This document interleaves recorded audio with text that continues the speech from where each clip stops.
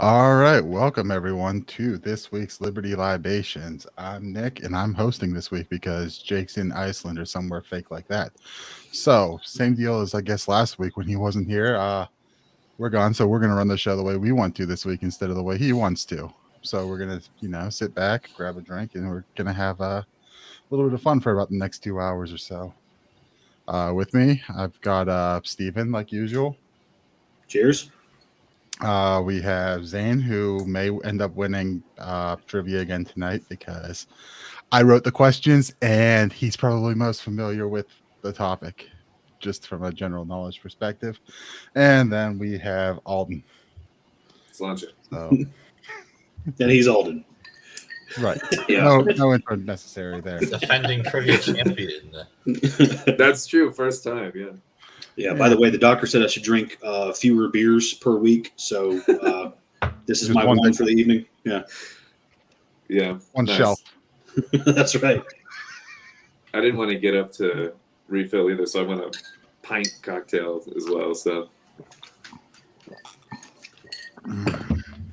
why not? Hopefully by the next time I'm on, I'll be drinking the meat I'm currently making. Oh, nice. I've got it in the fridge cold crashing right now. So nice. Okay, so you're cold crashing. What kind of yeast did you use? I forget I think D47 or something. Okay. On that one. So yeah, I've got that. I've got something else going too that I'm trying out. So we're having some fun. I've heard people use champagne yeast sometimes to like kick up the ABV, like if you want high gravity mead. Sometimes the champagne yeast. That's what I've heard. I don't know. I don't make mead, but yeah, I don't know. I'm trying it out. All we can do is pour water and yeast and honey into a thing and try some different things and see what happens, right? That's right. I drink it. So, hopefully it doesn't come out bad. I'm hoping it comes out all right. So we'll know soon enough. Well, there's times to be clean and there's times to be sanitary. And most of the time, you only have to be clean. Really, you don't even have to be clean most of the time. You just have, like, when you have to be sanitary, you absolutely have to be sanitary. Drinkers. Yeah. There's this beautiful stuff called Star San, and it's a food-safe sanitizer. So you dilute it in water, and if you drink a little bit, whatever, you're good. I still have like a pet peeve when people like wash their carboys out with it and then they like go like sploosh and there's still like a lot inside it and then they fill it up or whatever. Just like flavor wise, I'm like rinse it better than that. But there's no flavor to it. Quit your whining. Yeah, it's good for you. Yeah. Makes you stronger. All right. So first topic tonight, Zach, you want to pull something up for us? All right. It's cute. Garrett, we're also learning some Trump supporters posted the names and addresses of the Georgia grand jurors online. One post even said, quote, "These jurors have signed their death warrant by falsely indicting President Trump," end quote. What more do we know about how this happened and what's being done to protect these jurors? Yeah, Anna, it's disturbing, and this is due to a quirk in the Georgia law that when these indictments are filed, the names of the grand jurors are made public. They're available on the documents that could be accessed by anybody, just the same way reporters access them. And in this case, the names and in some cases associated addresses have started to pop up on some pro-Trump forums and websites. Some good government groups have flagged this. But right now, the sheriff's office isn't commenting on this. It's not clear what steps, if any, are being taken to protect these grand jurors and sort of how serious any of these threats are at this moment. But it just speaks to the broader environment here where you have judges, attorneys, prosecutors, and now grand jurors getting caught up in personal attacks for their roles in the justice system's efforts to investigate the former president. All right, this is a perfect example of what Michael Mouse refers to the media as being factual but not truthful, because they started off by saying, oh, the personal information of all these grand jurors has been posted online. And then 2 minutes into the clip, you realize that they were posted online because Georgia law that they're posted online. So it's All right. So not unusual, I guess. let's let's start at the very simple parts here, right? First off, it's a good thing that grand jurors have their name out there. I mean, you're gonna say, hey, this person should be charged and brought up on charges for these things. You know what? You kind of want to know there's a name associated with it, and it wasn't just a couple people in a back room saying, yeah, we decided to indict it. I mean, from a transparency perspective, we kind of want to make sure that people are real and that these proceedings are happening, and having actual names associated with it, in my opinion, is a good thing. Now, bad thing, it's not the grand jurors' fault that they indicted if incorrectly, if that's the case, right? Grand juries indict all the time because that's their job. They aren't given, well, here's this side and that side. Do you think there's enough? They're told just, it's really just a sham proceeding, really. It's, yeah, so here's all we have to prove. And here's everyone that's going to tell you that we can prove everything. And you're going to tell us that we had enough to prove what we said without telling you any other facts. So, I mean, it's a bad system to begin with. But I mean, you're telling people, yep, here's all you have to consider. And here's me giving one person that tells you, here's me giving only people that tell you exactly what I need you to hear. And that way you vote the way I want you to, so it's very rare that you don't get it by the time it goes there, because it's just, yeah, I'm going to throw a couple things at them and that's that, right? There's really no accountability to it. It's a secret proceeding. So there's a whole issue with it. So no, don't blame the grand jurors. Do not go after the grand jurors. Like, violence is not the case here. Don't go posting their addresses. Like, that's not the way to handle it here. Well, and obviously you don't have to go posting their addresses because the government's already done that for you. Because we have a constitutional right to face our accusers. Otherwise, and this is just rock solid proof that the news media are raging communists. Otherwise, you just have a Stalinist star chamber. I don't know why I stuttered on that, but a star chamber, akin to what Stalin put in place of this nebulous, faceless, nameless people have accused you of something. And so now all of a sudden you're instantly guilty. You're having your rights deprived and stripped away. And if they can do this to a former president with Secret Service detail, I mean, this is the part that's mind-numbing to me. Do they honestly think they're going to have Trump go in that bed bug cell, where homeboy was just eaten alive a few months ago? He's going to have I would love that to happen. Right. And it's just, he's going to be in there with 5 Secret Service agents that are going to be armed. They're not going to let Sheriff Labatt just take Trump away from the Secret Service detail. They will shoot the sheriff. It's just not going to happen. And of course, in that scenario, I would favor the sheriff. But, it's just crazy to me that people can advocate for, hey, don't you hate your constitutional rights? Look at this flaw in the law that allows you to face your accuser. Right. Oh, man. I feel like this is a very dangerous thing, whether it's actually, whether people are further on posting this personal information to Twitter or beyond what's in the document or whatever, is that this gives the cover to, hey, we should change the law just so that that way these names are secret. That way people can feel protected in the way they vote on this. And that's a really dangerous precedent, but you can see it's written all over it. I mean, it always takes something like this. Hell, I wouldn't be surprised if it's not actually being posted around on Twitter, but journalists are saying it is just to stir this up. Well, and here's another thing to look at is, where was this level of reporting when Secretary of State Brian Kemp let out a CD-ROM of all the voter data in the whole state? Social Security numbers, addresses, names, birth dates, phone numbers, voting record. Yeah. All of that got released under Secretary of State Brian Kemp. Equifax, the login was admin on a server in Argentina. 200 million Americans had their identities compromised. Where was that level of reporting then?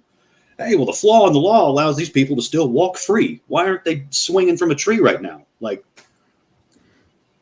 I mean, in case anybody needed reminded, anybody encouraging you to resort to violence is obviously a Fed and should be laughed out of the room. Because anything that you do, and anything that sometimes you even don't do, but they can claim that you were thinking about, is going to be used against you to take your freedoms away. So Don't Yep. any violent thoughts that anybody has. Not that anyone watching this would even have those, because we've been through this rigmarole so many times already. But stop. Yeah. Yep. Oh, look, a pile of bricks. Where'd that come from? Dude, it's weird because like whenever that was going on, they're like, oh no, they tried to gaslight everyone and tell you, hey, there's pile of bricks everywhere all the time. And I'm Yeah. like, On no, every street I have corner, never don't you driven down know? the street and said, hey, there's a pile of bricks Yeah. and no construction. That just doesn't happen. Although Go to your local Applebee's, pile of bricks. several months after that, because I remember I was living in Georgia and I was at I'm driving through Sandy Springs, and right on the corner, a pile of bricks, like on Roswell Road, like by the Kroger, There you go. like where Roswell Road, and then there's like near the Chick-fil-A, So it can Where I'm talking happen. about So it Zane. means that the Fed Like then just didn't north of place any of them. 285. I was driving by, and like right on like one corner there was just a pile of bricks there, and I'm like, who's rioting here tonight? Yeah, time to roll back some prices. So I was, so Time to get the old 100% discount. I've seen it happen once where I didn't see any like noticeable construction. All right. So yeah, one time. But I was also driving, and like there might have been like them like redoing like the crosswalk section or something. I don't know, but Someone was just doing their papers. so yeah, so Well, yeah, that was the other thing about Commercial. 2020. Everybody was landscaping in 2020. well, this was in the commercial area of Sandy Springs, and it was probably 2021 ish. I don't know. So like, it was well past the time. Like it was several months after the whole like mostly peaceful, the fiery but mostly peaceful protests. Oh yeah, there you go. Fiery but mostly peaceful. Like it was like well after that, probably the spring after. But Yeah, they're stomping folks to death on the sidewalk, but mostly peaceful. well, that clip was insane because he's literally standing in front of a fire, saying that it's mostly Right. peaceful. Yeah, don't believe your lying eyes, right? Yeah. Carry on, citizen. So, but yeah, that's the big story coming out of Georgia is the Donald Trump indictment. And it's apparently like a whole bunch of other people got hit too on it. They're like charging anyone who at all denied that the Georgia election results, which I'm kind of concerned that they're going down the path of, well, you were in an official position and you denied the results, therefore you're a part of some giant conspiracy here. Well, Because hey, think that's the if thing. that's the case, they charge let's a put ton of Hillary. people. Let's finally lock Hillary up, okay? Because I mean, she denied like 3 elections. Right. So I am concerned about that. And I'm concerned. Well, I mean, we've all, I believe, well, I don't know if we've all listened to it. I know I've listened, there's a transcript of like the supposed call between Donald Trump and Brad Raffensperger where they're saying he's, Trump's trying to shake him down, and you hear it. And it's like, this is a guy saying, dude, is like begging, like, dude, I know there's something wrong. Please look. Not like, well, you're going to do this or we're going to see what happens. Right. It doesn't. Yeah, and what's being aired constantly is Right. that I need 4,000, 14,000, however many votes. I need this many votes. That's the clip that's being aired. But what's before and after it is they're shredding the ballots. There's precincts that are shredding ballots, throwing them away, not reporting them. I need you to find them. You don't have to find all of them. Just find 14,000 out of the estimated 250,000. And I know, like, for a while there, I was following closely with the election. Well, I was listening to like the propaganda report. We've had Brad Binkley on, good guy. Yeah. And they were breaking down for a while with Garland Favorita from Voter GA. And I mean, he had a lawsuit going there. Other people had lawsuits, and they, he had his whole case laid out and said, "Yep, here's what we got. Here's what we want to see." I think they got some of the evidence because they were running. I think they got access to the Fulton County ballots, and they had done some proving that like ballots had been scanned multiple times, and there were some batches coming back 100% Biden. You could tell also because I guess part of it was you'd scan the ballots forward, and then of course they're backwards at that point. So if it's directly inverse on it, you kind of can tell that they were running it multiple times. And I think there were video also of them like taking it and throwing it back up on top and running it through again. There was a lot of really sketchy stuff with the Fulton County, especially burst water pipe, and then you find out leaky urinal. Right. And then- right. And then not the you saw leaky the- urinal inside the basketball stadium, the NBA basketball stadium. You Yeah, know, then like you- it's not. There's 200 other urinals. And then you saw the video where the observers are standing there and they're like, "Oh, we're shutting it down for the night," and then they leave and turn out the lights, and then they come back in after everyone's gone. And the lights come back on, and ballots, and then boxes start coming out from under covered tables, and it's like they're like, "Oh, well, we didn't tell them we were done. We just said we were stopping for a little bit." And it's like, that's not what that looks like. And also, it's illegal for you to have ballots under covered tables. Like, there's so much that was unaddressed, and I know Garland was in it. He was in a lawsuit, and then he was going along because he got access to those ballots, and it's going along, and then all of a sudden the judge rules he no longer had standing and tossed it because he wasn't his suit wasn't as an election challenge. It was under some other law because he knew any election challenge was going to get tossed immediately. Right. Because I remember there was something that precipitated from this. I'm not sure exactly which case it was, but it was there was a judge in Henry County, whatever the circuit is that goes through there. Right. They ruled that the poll workers can be sued individually. Henry County was ruling on it because it was the Fulton County, and Fulton County judges couldn't do. Fulton County judges couldn't rule on stuff going on in Fulton County, I believe, is what was going on. Got it. They were too close to it. They lived there. They lived there. He had to go take it to a judge outside of the county. I believe that's why they were in Henry. Okay. Well, yeah. One of the things came out of that was poll workers can be sued individually for malfeasance during the election or election tampering. So we did get at least that far with that because I mean there was plenty of footage that was just slam dunk. Like that's not proper. You know, can't really prove that you've got a bunch of fake ballots in that box, but that box didn't come from one of the machines. It came from somebody's car. And the weirdest part was that it doesn't seem like there's any legal way forward to challenge an election through the courts because every single case that was brought was struck down on standing or something procedural, and no case that I saw was ruled on the merits. The closest that got to it was the voter GA lawsuit. Like I said, all of a sudden, the judge, out of nowhere just says, "Oh, yeah, I thought you had standing, but I decided, nah, you no longer have standing, so case is gone." But I do believe it was either appealed or something else, but I think that case is alive again. Yeah, it never really got killed because that was. Well, it got killed, but something happened. I think that case is live again. Who was it? Because I think it was David Bell Isle was one of the Republicans running for Secretary of State, and this was like the big linchpin of his campaign. And of course, he was using information from some speeches Ted Metz had given. Of course. And he built half his campaign on the stuff. But yeah, I mean, he had all the details that no other Republican was really saying. It was like, hey, election's a done deal, right? Everyone's like, yeah, no, there's 6 other cases still active. So, there was a bunch of different angles to attack this from. And I'm not sure how it's really going to shake out from a legal perspective. But hopefully, between the mix of that and Dinesh D'Souza's documentary that he dropped, The 2000 Mules. Yeah, hopefully we'll at least get some, some more, diligent participation in poll watching. That was compelling as far as like the mail-in ballots and like how that was handled. I would just add too that it's from the way that like my vantage point of this across time or whatever, because I was in Florida for the 2000 election and all of that shenanigans, and I got like a lot of the local coverage of that. And I think I might be a pregnant Chad for Halloween this year. A pregnant Chad, the hanging Chads and pregnant Chads and whatever.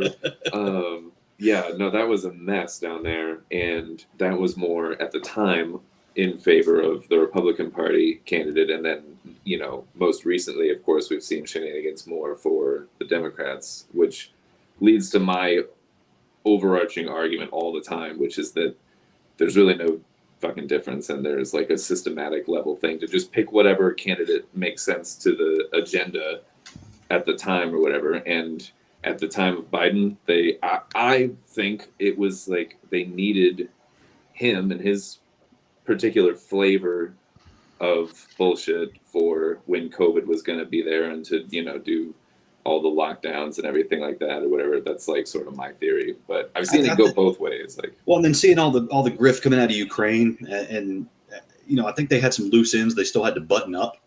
That, you know, even though he's not really doesn't have all his faculties, you know, the elevator doesn't go all the way to the top.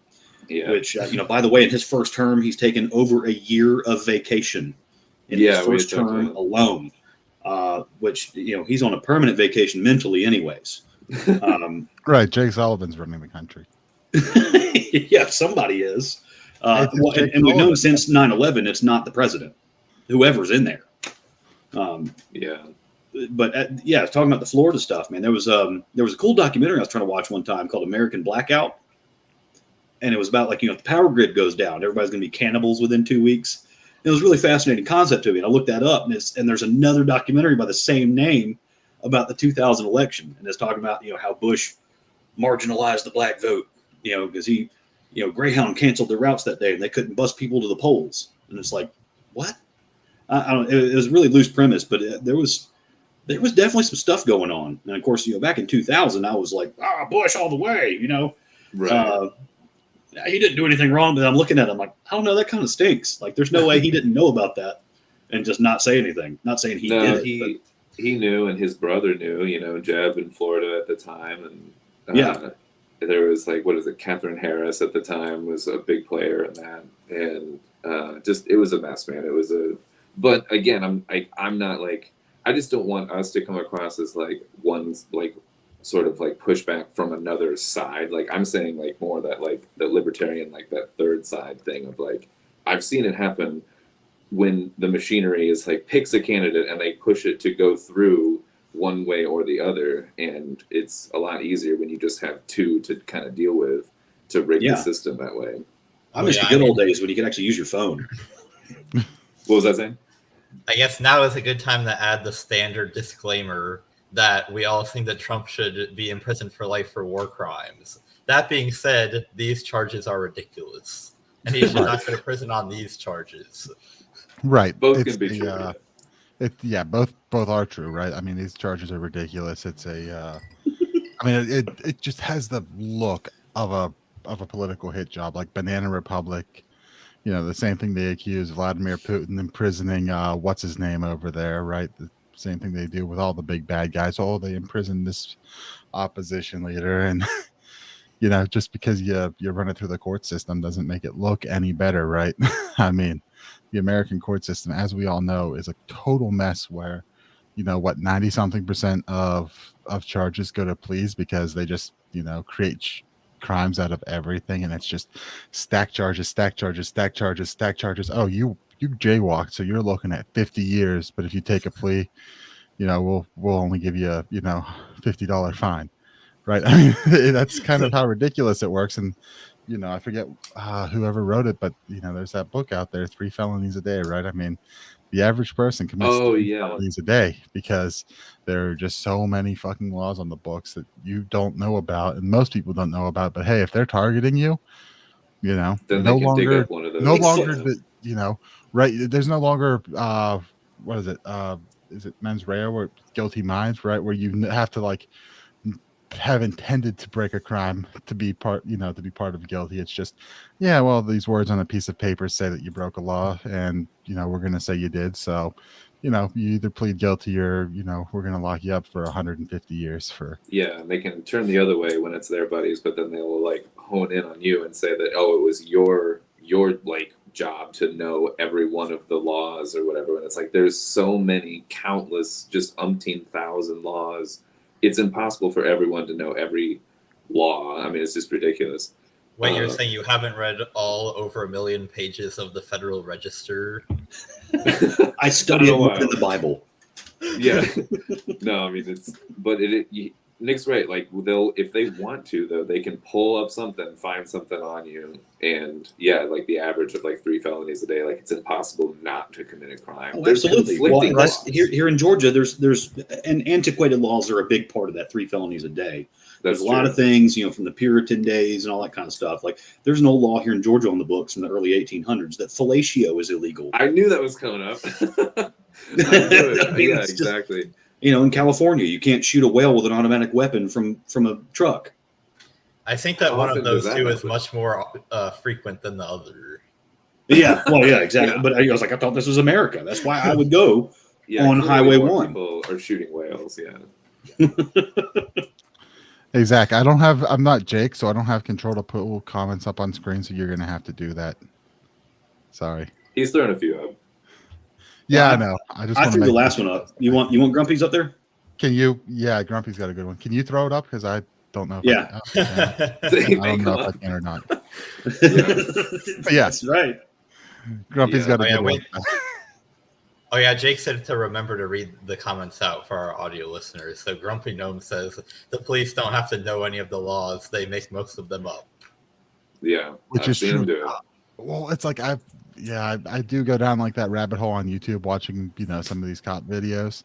Yeah, There's some people who do it quite well, right? I'll recommend like Lackluster on YouTube. I think he does a really great job with breaking some of this stuff down. And then like Audit also, right, where he kind of breaks down everything, gives it a grade.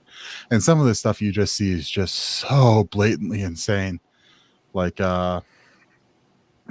handcuffed guy, they're walking him to, taking him to the hospital after they already beat his ass, and then they throw him to the ground and break his neck and then tell him get up, walk. He's faking it when he literally can't move. Because they paralyzed them, right? yeah.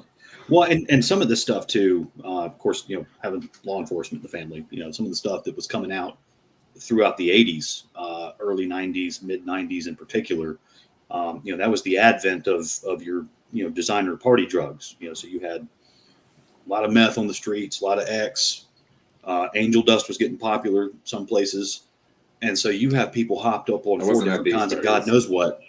And, if you had 5 grown men punching you in the face and you're still like swinging back, just going blow for blow with all 5 of them, and you knock 3 of them out during that fight, then 30 minutes later, they're going to treat you like you're still on that level and slam you in the pavement, and they might break your neck, which 30 minutes prior, before your high wore off, wouldn't have mattered.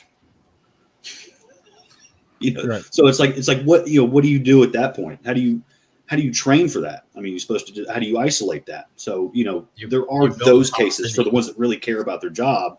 But for every one of those, there's 5 of them that aren't handled properly. And that's the problem. Like a video I watched recently was a guy, I think he was in a fast food restaurant. He had was on a bike and had asked a cop directions. And then the cop told him where to go or something. And then he went into like a fast food restaurant or something and was like, I'm asking directions here. And the cop comes in screaming at him that he told him where to go and to get the hell out of there and blah, blah, blah. And the guy's like in the middle of it. Like the cop's like, no, you haven't committed any crime. So the guy like gets out and walks away. The cop chases him down, grabs him, tackles him onto the ground. And he's like, it's like, you just said he didn't commit any crimes. Like, oh my gosh. the dude was permanently injured out of it and came to a lawsuit on it as well. Like, some of these videos are absolutely insane. We're gonna have to do that. I think you're talking about very, very similar to that. It's in Alden County, Georgia. I'm just gonna one of these days. I'm just gonna sit down and I'm gonna pull a bunch of these up, and we're either gonna do a special or we're gonna do this. So we're just gonna go through these and just like get them all on the record here because there you go. Good breakdown to have. Just like, hey, let's like talk about some of this and just put it out there on a different platform and just let's highlight. Bad habit of there's one from a couple of years ago in Paulding County, Georgia, up in like Ackworth or Dallas, somewhere like that. And I think it was a sheriff up there. And, the guy had a backpack on. Did I do anything wrong? Am I being detained? The cop's like, no. And then, he tries to walk off and winds up getting suplexed on the sidewalk. And like, he's paralyzed from the waist down now. Jesus. Yeah. It's horrible.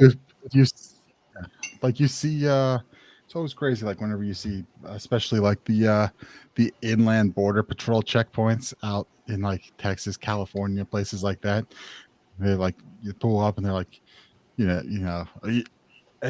is everyone American citizens here? And it's, am I being detained? No. Well, I'm going to go. No, you're not. Yeah, I can't control it. Yeah. Which is it? Well, this isn't an inspection. I don't, and then especially like California, they have agricultural checkpoints. And I've watched a bunch of these videos, right? It's like, are you carrying any fruit? And the guy's like, well, I don't consent to searches. I'm not answering your question. Well, it's not a search; it's an inspection. It's The guy's like, semantics. that's the same thing. I'm not doing it, and he just pulled off and then gets arrested down the road. Oh, nice. Great. Yeah. The only fruit in this car is of the loom. How about that? Which I has have a bad great- habit of no watching these matter like what late at night. Mandela effect says it doesn't. That's What's not that? good. Anyway, go to trivia. Who wants to go to trivia? Let's do it. Yeah. Let's go to trivia. Zach, play the drop. I'm slow without Jake. Nah, you're good.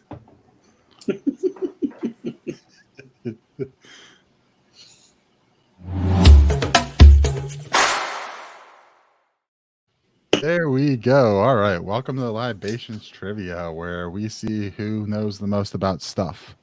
Tonight, our topics are, let me check. Stuff. Well, Things. today, well, we'll leave it surprises still, right? Let me get this up so I don't have to pull a Jake and question what my answers are, right?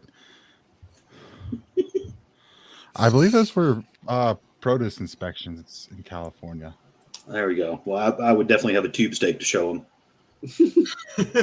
Which is still Some weird. grade A because beef right there. You can't be impeding that travel. First topic. Our first topic is today in history. So, Zach, are you able to pull the first question up? I don't know exactly how this works. All right, 5 questions. In 1590, the governor of what colony returned to find no trace of the colonists? Zane, I saw you first. Roanoke. The answer is Roanoke. Point Zane. All right. Good hang job, on. Zane. I need to Thanks. make notes here of who's got what points so I don't. So, what state is that a part of? Virginia, I Modern day? think. Virginia, North Roanoke? Carolina. One of those. Yeah, two. I was looking at Dadgummit. that I was going to say Massachusetts. I thought it was Virginia, No. but I could be wrong. And- I did know the name Roanoke at least, but Alden. All right, so it's a weird story, honestly. yeah, that's a real weird story. Zane gets one. All right. Next question. Let's bring it up.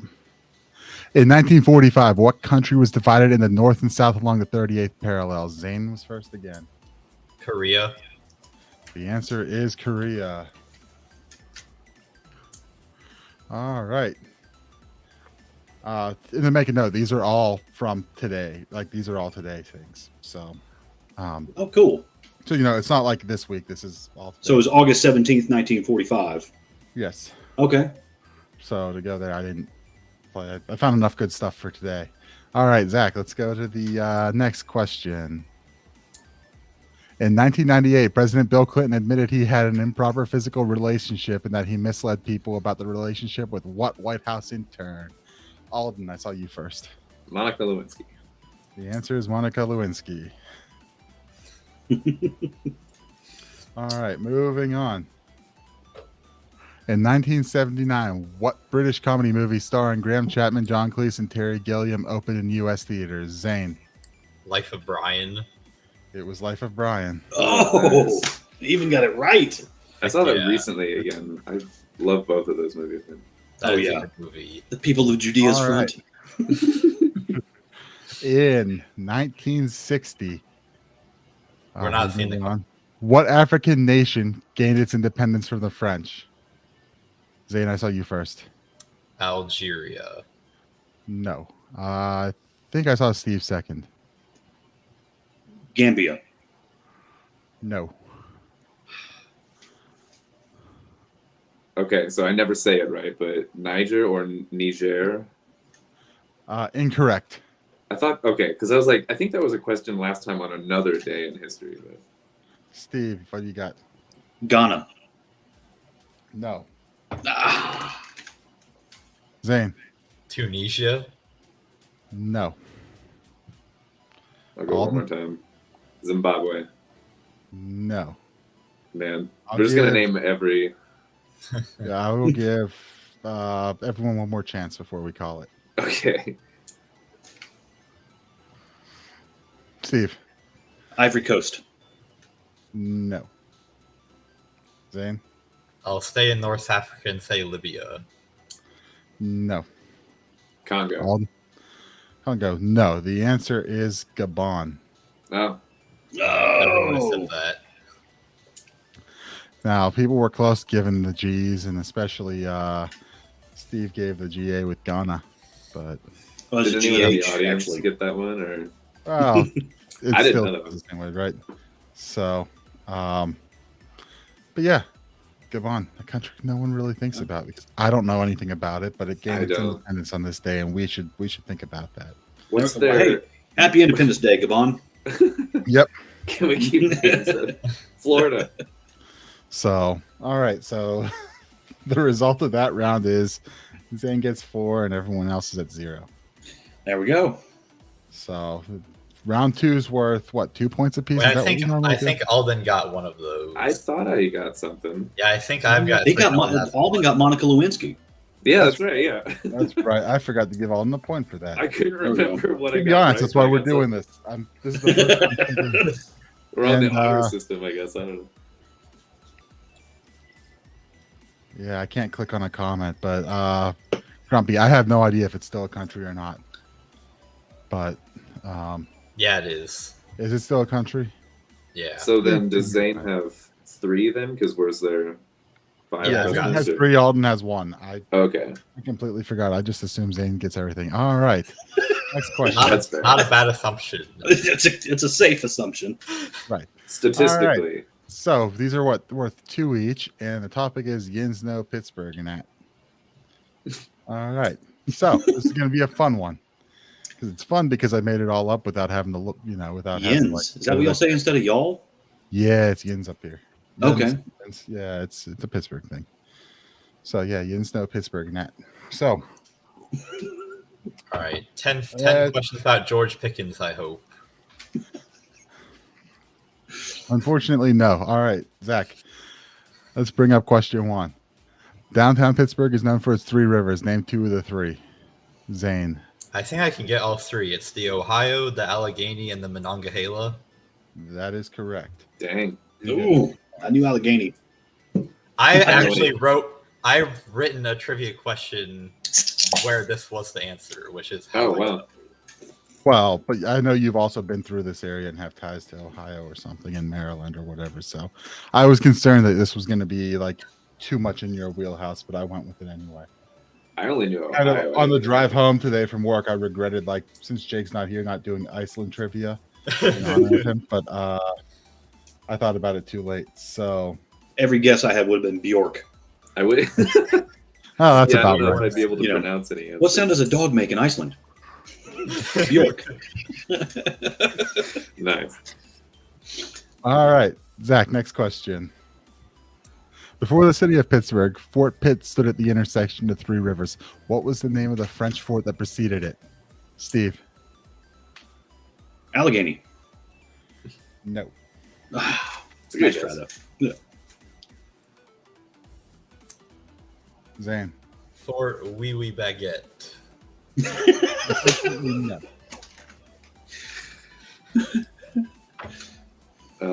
Man. Gonna give all. I see you, Steve. I was gonna give Alden a chance. Roquefort? No. Steve, what do you got? Trois, whatever the French word for river is. Trois rivers. Okay. Nope. I would have named it that. They missed an opportunity. Well, I mean, they had Detroit, right? Detroit.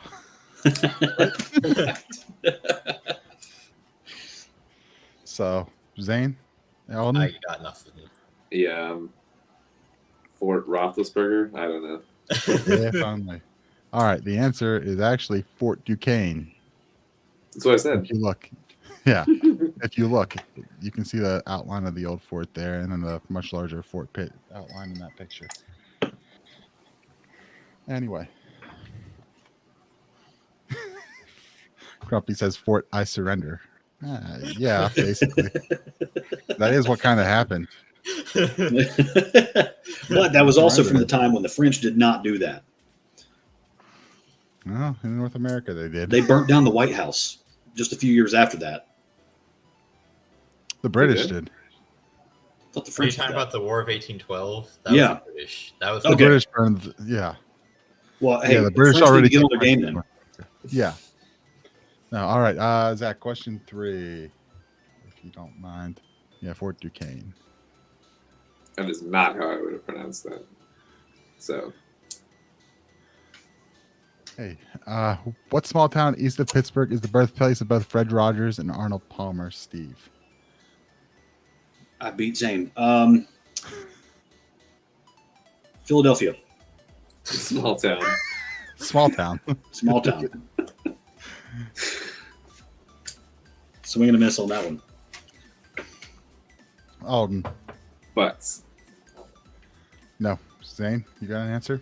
I'm trying to think if I can actually come up with anything legitimate, but I don't think that I can. There are some towns named Butts. I will, if after Zane guesses, I will give a hint and then let everyone go again. I saw your hand, Steve, but I'll give a Okay. hint. Go ahead and give the hint. I can't come up with anything. All right. The hint is this is the same place the Steelers hold their training camp. Oh, no. Is that Oh, right? one for the audience. Nice. Oh, I should know that, honestly. Warren with the big one there. is that Yeah. also where Doc Dixon is from?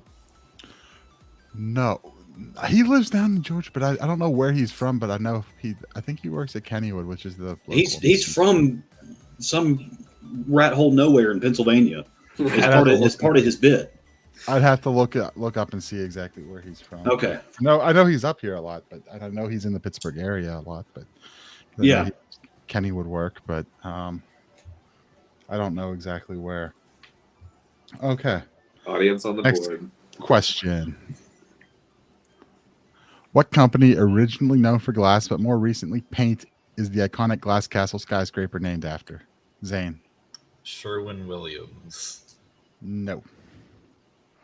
Steve. DuPont. No. Oh, man. Alden. Glidden? No.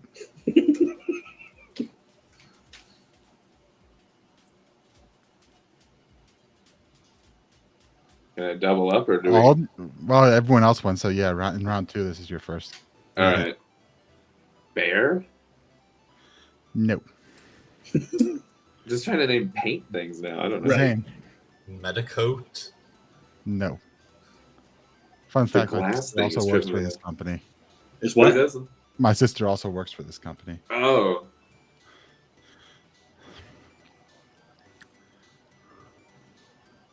Steve, you got a good guess? Wait, let's see if Steve gets it. Yeah, yeah. Pyrex? They make paint? Make glass. Another one to the audience. Warren's got it with PPG, Pittsburgh. Ooh. Oh, nice. Also, yeah, named after- definitely. Also have a name for the hockey arena. Okay. It used to be Pittsburgh Plate Glass. Now I've seen the logo. I just never knew what it was. So they kept the name and the acronym. That's kind of cool. I didn't know this, but yeah. as a brand designer, I can appreciate that, though. All right. Next question. Yeah, parts per gazillion. What building is the tallest educational building in the Western Hemisphere, known for its 31 nationality rooms as well as its victory lights? Zane. Oh, I know it's affiliated with one of the colleges there. I think Carnegie Mellon, probably because he went there. But it's called like the Tower of Knowledge or something along those lines. Maybe along those lines, but that is not correct. And you've got the wrong school also. Building is the tallest educational building.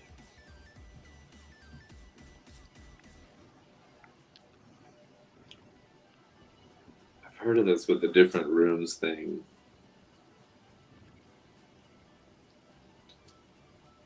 "31 nationality rooms." Yeah. Yes, and when the football team wins, they light up the top with bright lights. American football? Oh yeah, and Okay. then like when other teams win championships, they will also light up for that. But they mainly light up for winning football games.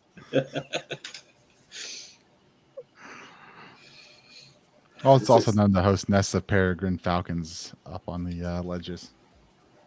Nice. All right, Steve, what do you got?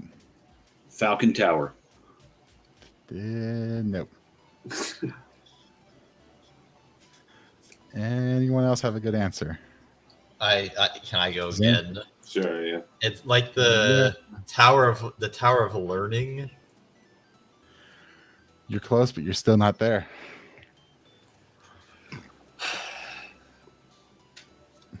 Alden? The Tower of Higher Knowledge? Unfortunately, no. Uh, I'm going to call it at this point. yeah, Yeah, I yeah. think honestly. The answer is the Cathedral of Learning. Oh. And it's a pit thing, right? Not Yes, it's a not pit. Carnegie Mellon.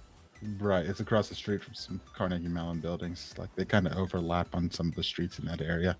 I've heard at some point with the different rooms thing is what I was trying to like, but it was Yeah, thrown they- off. Some of those rooms are apparently haunted too or something. But yeah, the inside of the building's crazy. I mean, it's an impressive structure. It looks like something from the Wizard of Oz or something. It's crazy. Yeah, it's a cool building. And like I said, tallest in the Western Hemisphere and second tallest like pure educational building in the world or something. So You got Peregrine like there's Falcons up classes there.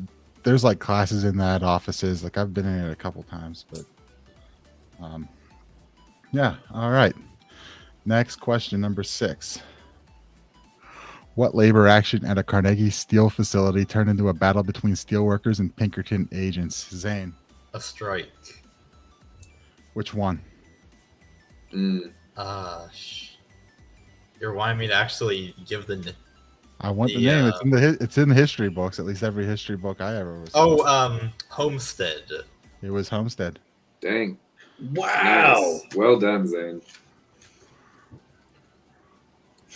At this point, we're just cheering him on. Good job, buddy. Honestly, yeah, good job, Zane. I didn't know that. 2 points for Zane on that one. All right. All right. While known for steel, Pittsburgh was also the birthplace of the aluminum industry when this company was founded in 1888. Zane, Alcoa. Alcoa, the aluminum company of America. Nice. There you go. Again. Now they're in Tennessee, so they don't pay state income tax. Headquartered in Pittsburgh. do Okay. they Tennessee. do they produce fluoride as a byproduct of their aluminum product? Yes, they do. We were talking about that last week. Yeah. See, I know that much, but I don't know the company names. Here we go. Zach says, "How did All Brit say? How did Brick say aluminum? Well, it's Aluminum. the correct word. It's aluminium. Aluminium Aluminum. is the element. Yeah. Aluminium. One of my favorite moments of middle school was hearing David Attenborough go, "Aluminium." Yeah. Do you know how that started? With I was it right. was They a- say it incorrectly. Yeah, that's right. They do. There's no I in it. There's no I in it. There's no I It at the end. started with Well, a- there is in the British. There spelling. is, and there we have a new word for it, like literally. Right, and but it like, started with a misprint. If in we hadn't newspaper. rescued their ass in the Second World War, they wouldn't be speaking English, right? So Yeah, there you go. They'd be a lampshade. But caramel and caramel is another one, and aluminum and aluminium. They started Fries from and chips. misprints. Yeah. Well, yeah, that was just a misspell. That was just an illiterate person trying to spell the word chips, and they didn't miss it. Yeah. Water bottle and wall ball. Yeah. How many commas are in that exactly? That's what I want to figure out. They're apostrophes. Yeah. Apostrophes. Thank you. No, I'm we sorry. created the language, but we ignore half The of only it. the only southern equivalent I can think of that would have that many apostrophes in it would be the word y'aldentive. Or anything Hawaiian. For like y'all wouldn't have. You put that on as Oh. one like massive contraction, you know. Beer Y'all didn't can know is any of British. us, I told you. Zach, isn't beer can in British the same thing as bacon in Jamaican? Yeah, well, beer can in Irish is the same as bacon in I'm Jamaican. going off of Zach's comment. But Yeah. So. Bacon.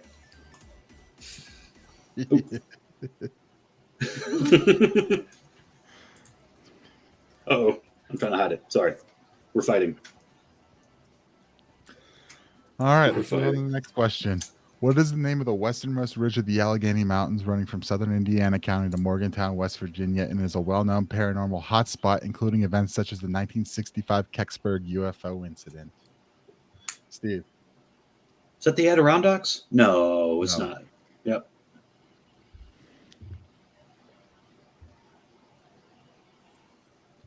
I know about the event. Yeah, Yeah, Zach's asking Kecksburg.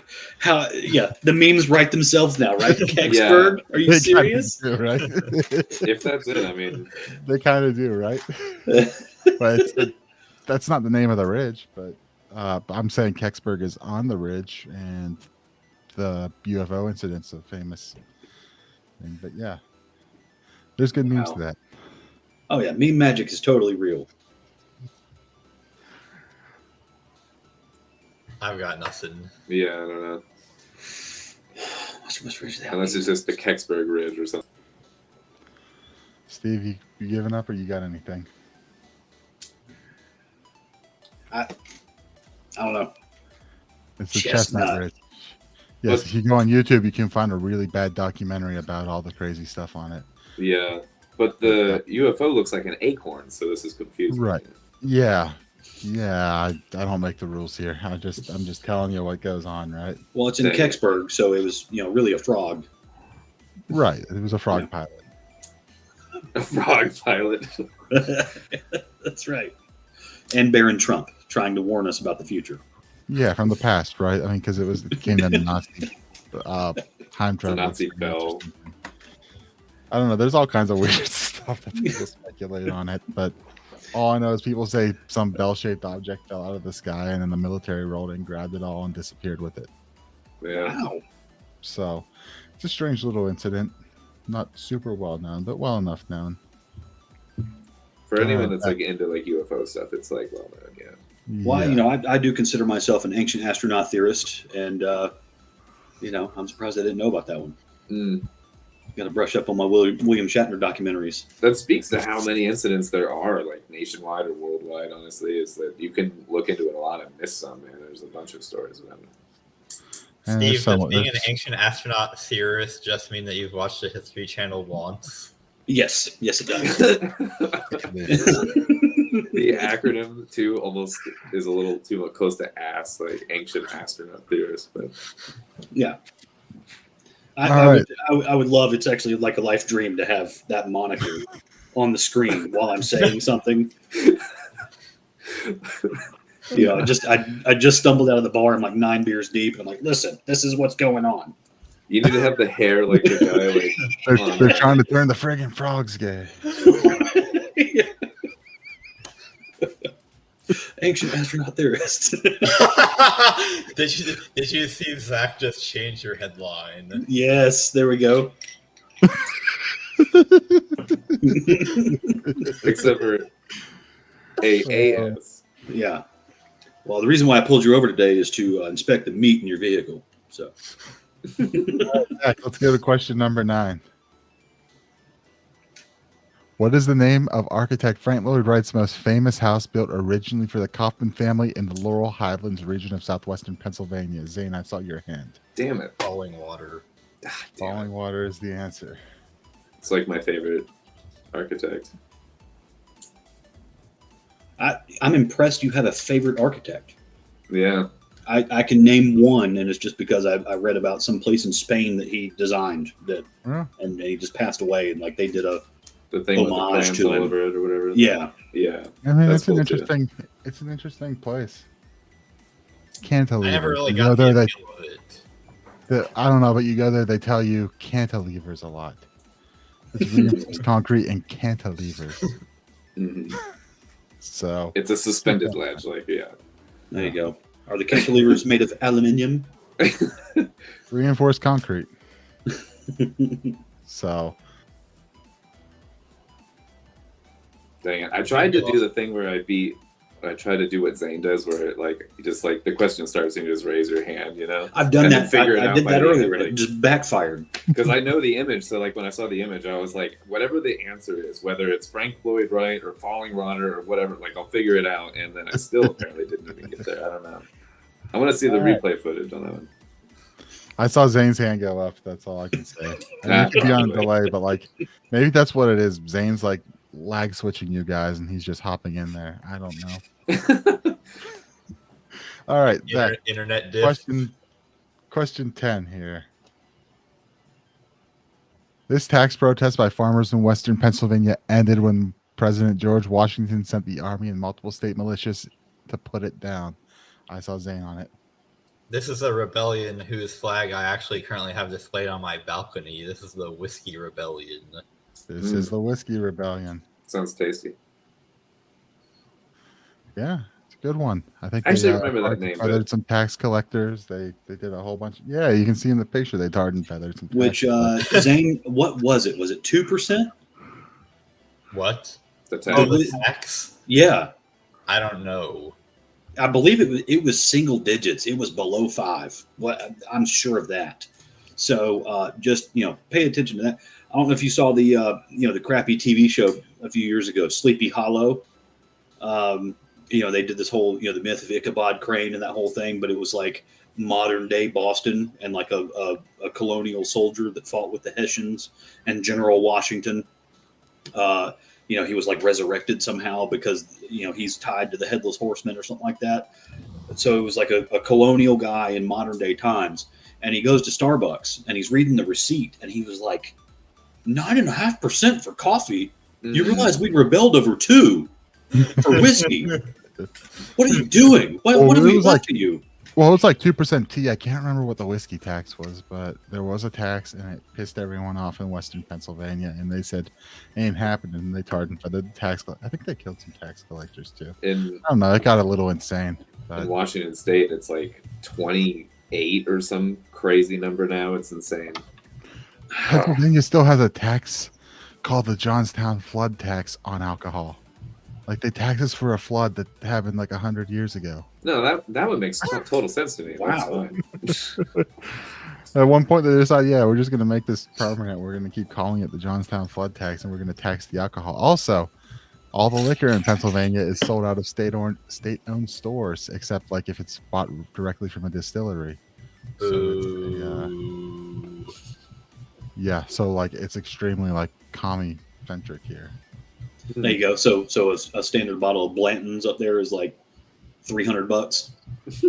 Not that bad, but like I think it is a slightly more expensive just because state owns all the liquor stores. Yeah, MSRP on Blanton's is like $45.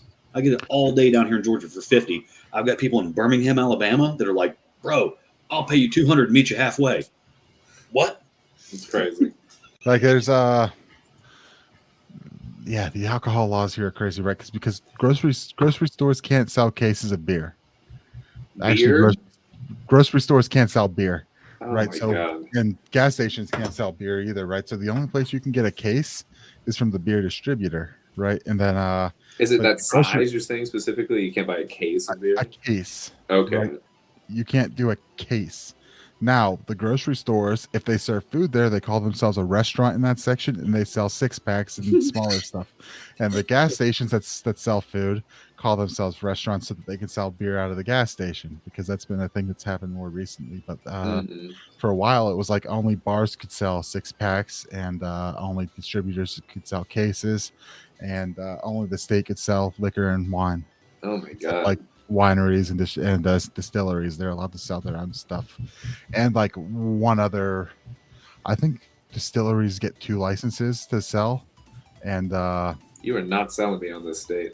And the distillery can sell out of their own place, and then there's like a store in Pittsburgh that takes other distilleries' second license they have to sell it, and that way they collect all the like in-state made distillery stuff and sell it out of that store in Pittsburgh. Warren, pull up Warren's comment about Iron City beer, because I want to correct the record on that. Oh, Iron City beer. Here we go. Yeah, so it's not from the waters of the Monongahela. It's from the waters of the Allegheny, which is much cleaner. The old brewery was located in Lawrenceville, which is on the Allegheny side of Pittsburgh. And then they moved out of Pittsburgh to the Latrobe Brewing Company, since we're making a callback to Latrobe from earlier, but actually Iron City brought their distribution back to right across the river from where I live to Creighton, PA. They've put in a giant facility to brew beer. They're talking about doing distilling there too, putting an amphitheater, a marina, restaurants. Like if you've ever been to like Asheville, like that, like what Sierra Nevada has there, like I kind of Oh yeah. Oh, that's adult Disneyland, by the way.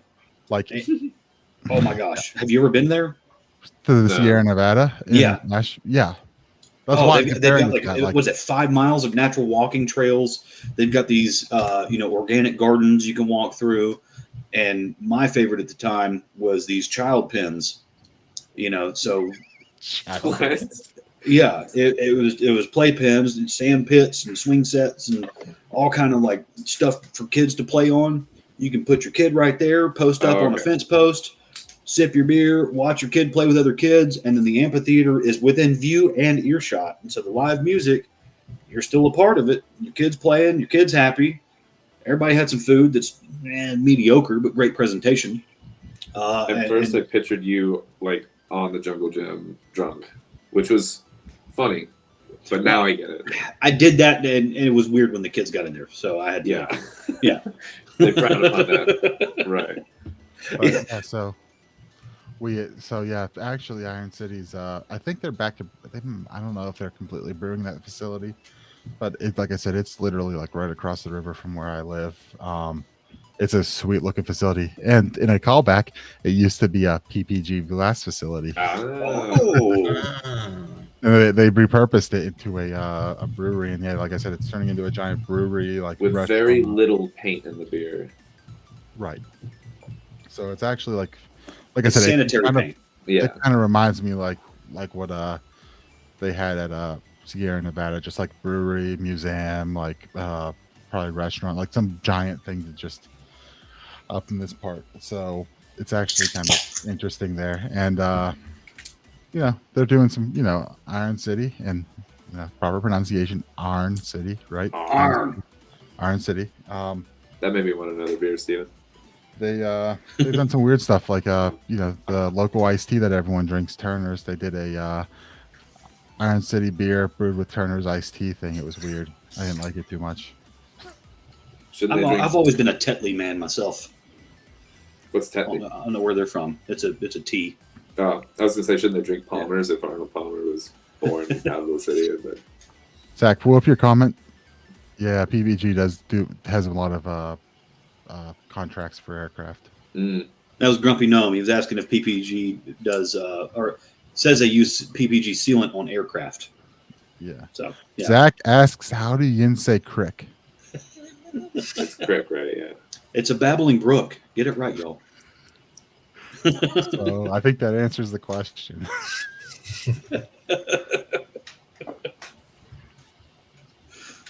So yeah. So are we still playing trivia, or? Yeah, I think we are. I guess. Yeah. We're between questions at the moment, but whatever. So Zane has. I think I miscounted. I think that's. Zane has infinity, but we're still trying. I think Zane has I think I miscounted the way I put these lines up on the screen, but I see 6-5. He's got 14. Alden has 4. Alden has 1, and Steve has 0. I feel robbed with the water question. The last question here, 3 questions. You pull up the title slide. Unusual geological formations around the world. Let's make this fun and call it 5 points apiece. Oh. Everyone go with that? I bought my wife a calendar as a gag a couple of years ago, so I might know some of these. All right, let's call it 5 points apiece, and let's see what happens. We're going to challenge Zane. We're going to see if Zane can lose on this. All right. Question, Zach. Let's get it up there. What geological formation in Arizona is famous for its striking orange and red rock formations? Is that Zane's Zane? the first one still. I mean, I know it's not going to be the Grand Canyon, but I feel like I have to say it. The Grand Canyon. It's not. Steve, I think I saw you next. Yeah, I don't know if it's a formation. I was just going to say Sedona. I mean, that picture looks like Sedona, but yeah, It's not a geological formation. That wasn't really a That's good not answer. Formation. No. Alden, what do you got? I would honestly, I was gonna say like the Red Rocks, but like Red Rock is like in the name, so I didn't think that was it. But Yeah, and Red Rock is Colorado. Right. is Yeah, it? the Red Rock Amphitheater is Colorado. Oh well, that is yeah. Yeah. Zane, Oh, what do you maybe got? that's right. Zane, what do you got? Is it a Monument Valley? It is not.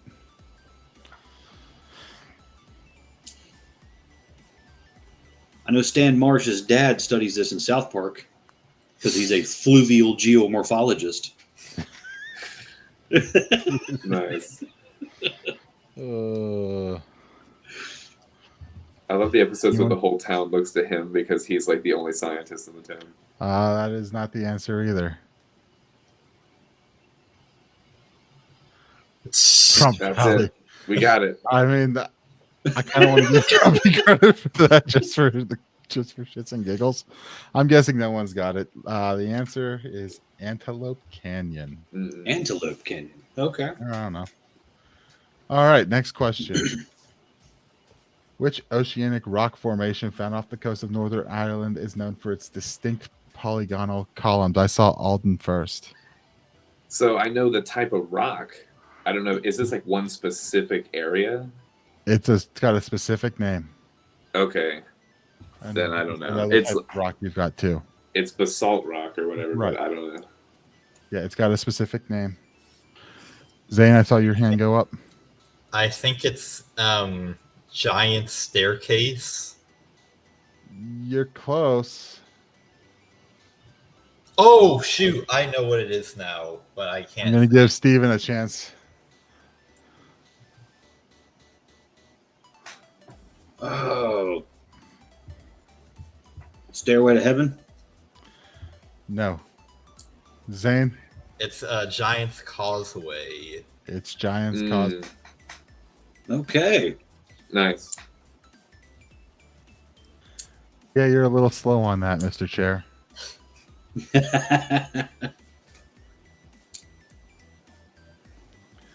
All right, final question. In which South American country can you find the Salar de Uyuni, the world's largest salt flat that creates a mirror-like surface after rainfall? Zane, did I see your hand first? Yeah. Argentina. No. Alden, I saw yours go up. Peru.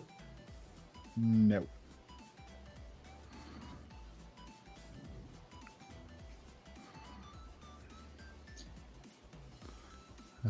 Steve, Venezuela. no. Alden, what do you got? Chile. No. Damn. Me and Zach are wrong. Zane, Uruguay. no.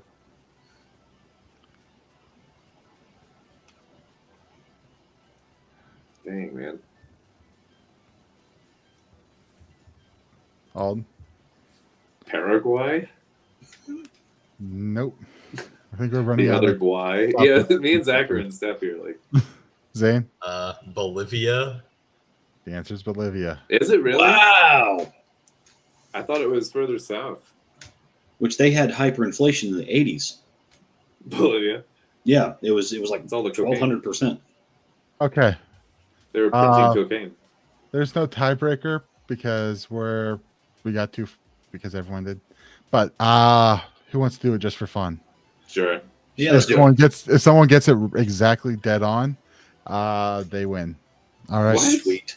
Because Is you're that not gonna like do it. specific or okay? If you have to guess, it's a number because I made something that was a number because a tiebreaker would be who's closest, right? Okay. Zane might So- have something to say about it if someone gets it, but So this is a but then Zane will probably get it. So. okay. Let's bring it up and see. In addition to being known as the Steel City, the City of Champions, and simply the Berg, Pittsburgh is also known as the City of Bridges for having this many bridges. Alden, 27. no. Well, not. Who else wants to put a guess in? We're just gonna do one number each. And Steve, 78. Zane, 79. Well, technically Zane would win, but you guys are way off. The Is number it really? 446? Oh my What? god, Wow. that is ridiculous. Hills and valleys, rivers and valleys, right? That's like Rivers and hills and valleys. more than the brain cell count I think I have left. So it wasn't really that special then that while Biden was on his way there to talk about roads and bridges, that a bridge collapsed that was on his route. Right. Yeah. Yeah, that was weird. Because one of the other, because that was, I mean, I've driven on that one plenty of times, but there was another one that's a massive bridge downtown that I remember several years ago they were doing work on it, and the PVC, and they had PVC underneath it, and that caught on fire and nearly collapsed the bridge. How And did like the this is PVC about catch on fire? the climate change, I guess. Space lasers. Yes. I don't know. They were welding and the PVC caught on fire, and anytime PVC goes up on fire, you know. Yeah, that fire doesn't go out. It's Typically. really bad smoke. Yeah. And then, yeah, I've had some potato guns go wrong, and you just gotta You're walk away from it. Yeah. Spray on the inside. No, that clogs the threads. I was using a gas turpentine mixture, Mm.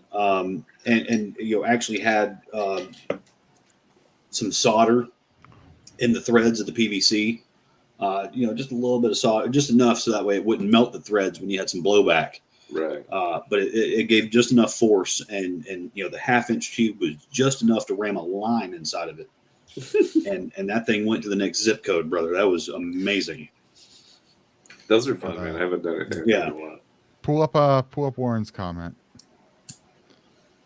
Yeah, so the Three Sisters, yeah, those are like three bridges that go from downtown Pittsburgh to the North Shore. So But that would apparently be, that's 3 of 400 plus. Like, right. Yeah, that's the Roberto Clemente, the Andy Warhol, and the Rachel Carson. But then there's also on the same side the Fort Duquesne. Again, we're back to that. That crosses right above that area to the Fort Pitt, which is a fun one. But then up a little bit, it's the Liberty Bridge, which is the one that almost collapsed from a PVC fire a couple years back. And that so was how many? because that's like the All second. those. That's the All bridge those. that goes to the second. That's the bridge that goes to the second set of tunnels to get through the mountain on the southern side. And What collapsed the 400 bridge in Atlanta a few years PVC. ago? Was it Right? PVC? I thought it was PVC. Okay. Well, there was like a homeless encampment or something, or homeless. Yeah, there we go. There's all kind of PVC, construction materials being stored underneath, and all of a That's sudden what they it said goes it up was, because yeah. of climate change. Yeah. Then climate change happened. Someone broke out a Ouija board and summoned General Sherman, and then the bridge collapsed. Exactly. So, yeah, he's still burning Atlanta from the afterlife, right? Right. Anyway, yeah. So yeah, PVC. That's what I was getting at, though. Obviously Atlanta needs some Pittsburgh bridge builders to, show us how to only let our bridge collapse when the president comes to town. And also, no one died in that collapse. But we got the really funny picture of the Port Authority bus sitting there hanging off of the side, and then everyone's. Yeah, that was almost as big as when a sinkhole opened downtown and one of the Port Authority buses fell into it backwards. And Oh, dude, your turned into a DOT up giant there. meme, like, I can send you some memes. There's your DOT up there is notoriously awful. oh, let me pull this. they're apparently This really was just good at a finding this was a Babylon sinkholes. B article, like the other day. Well, yeah, because there's plenty of Let me pull sinkholes. this up. So this was an article I literally saw yesterday. I'm going to drop this in the chat. Yeah, the biggest pros and cons of living in each state. It's a Babylon B article that came out like, I don't know, a day or two ago, August 12th, so last week. Yeah, pull that up Oh, that'd be great. if you want to pull that up, Zach. But yeah, that's actually the joke.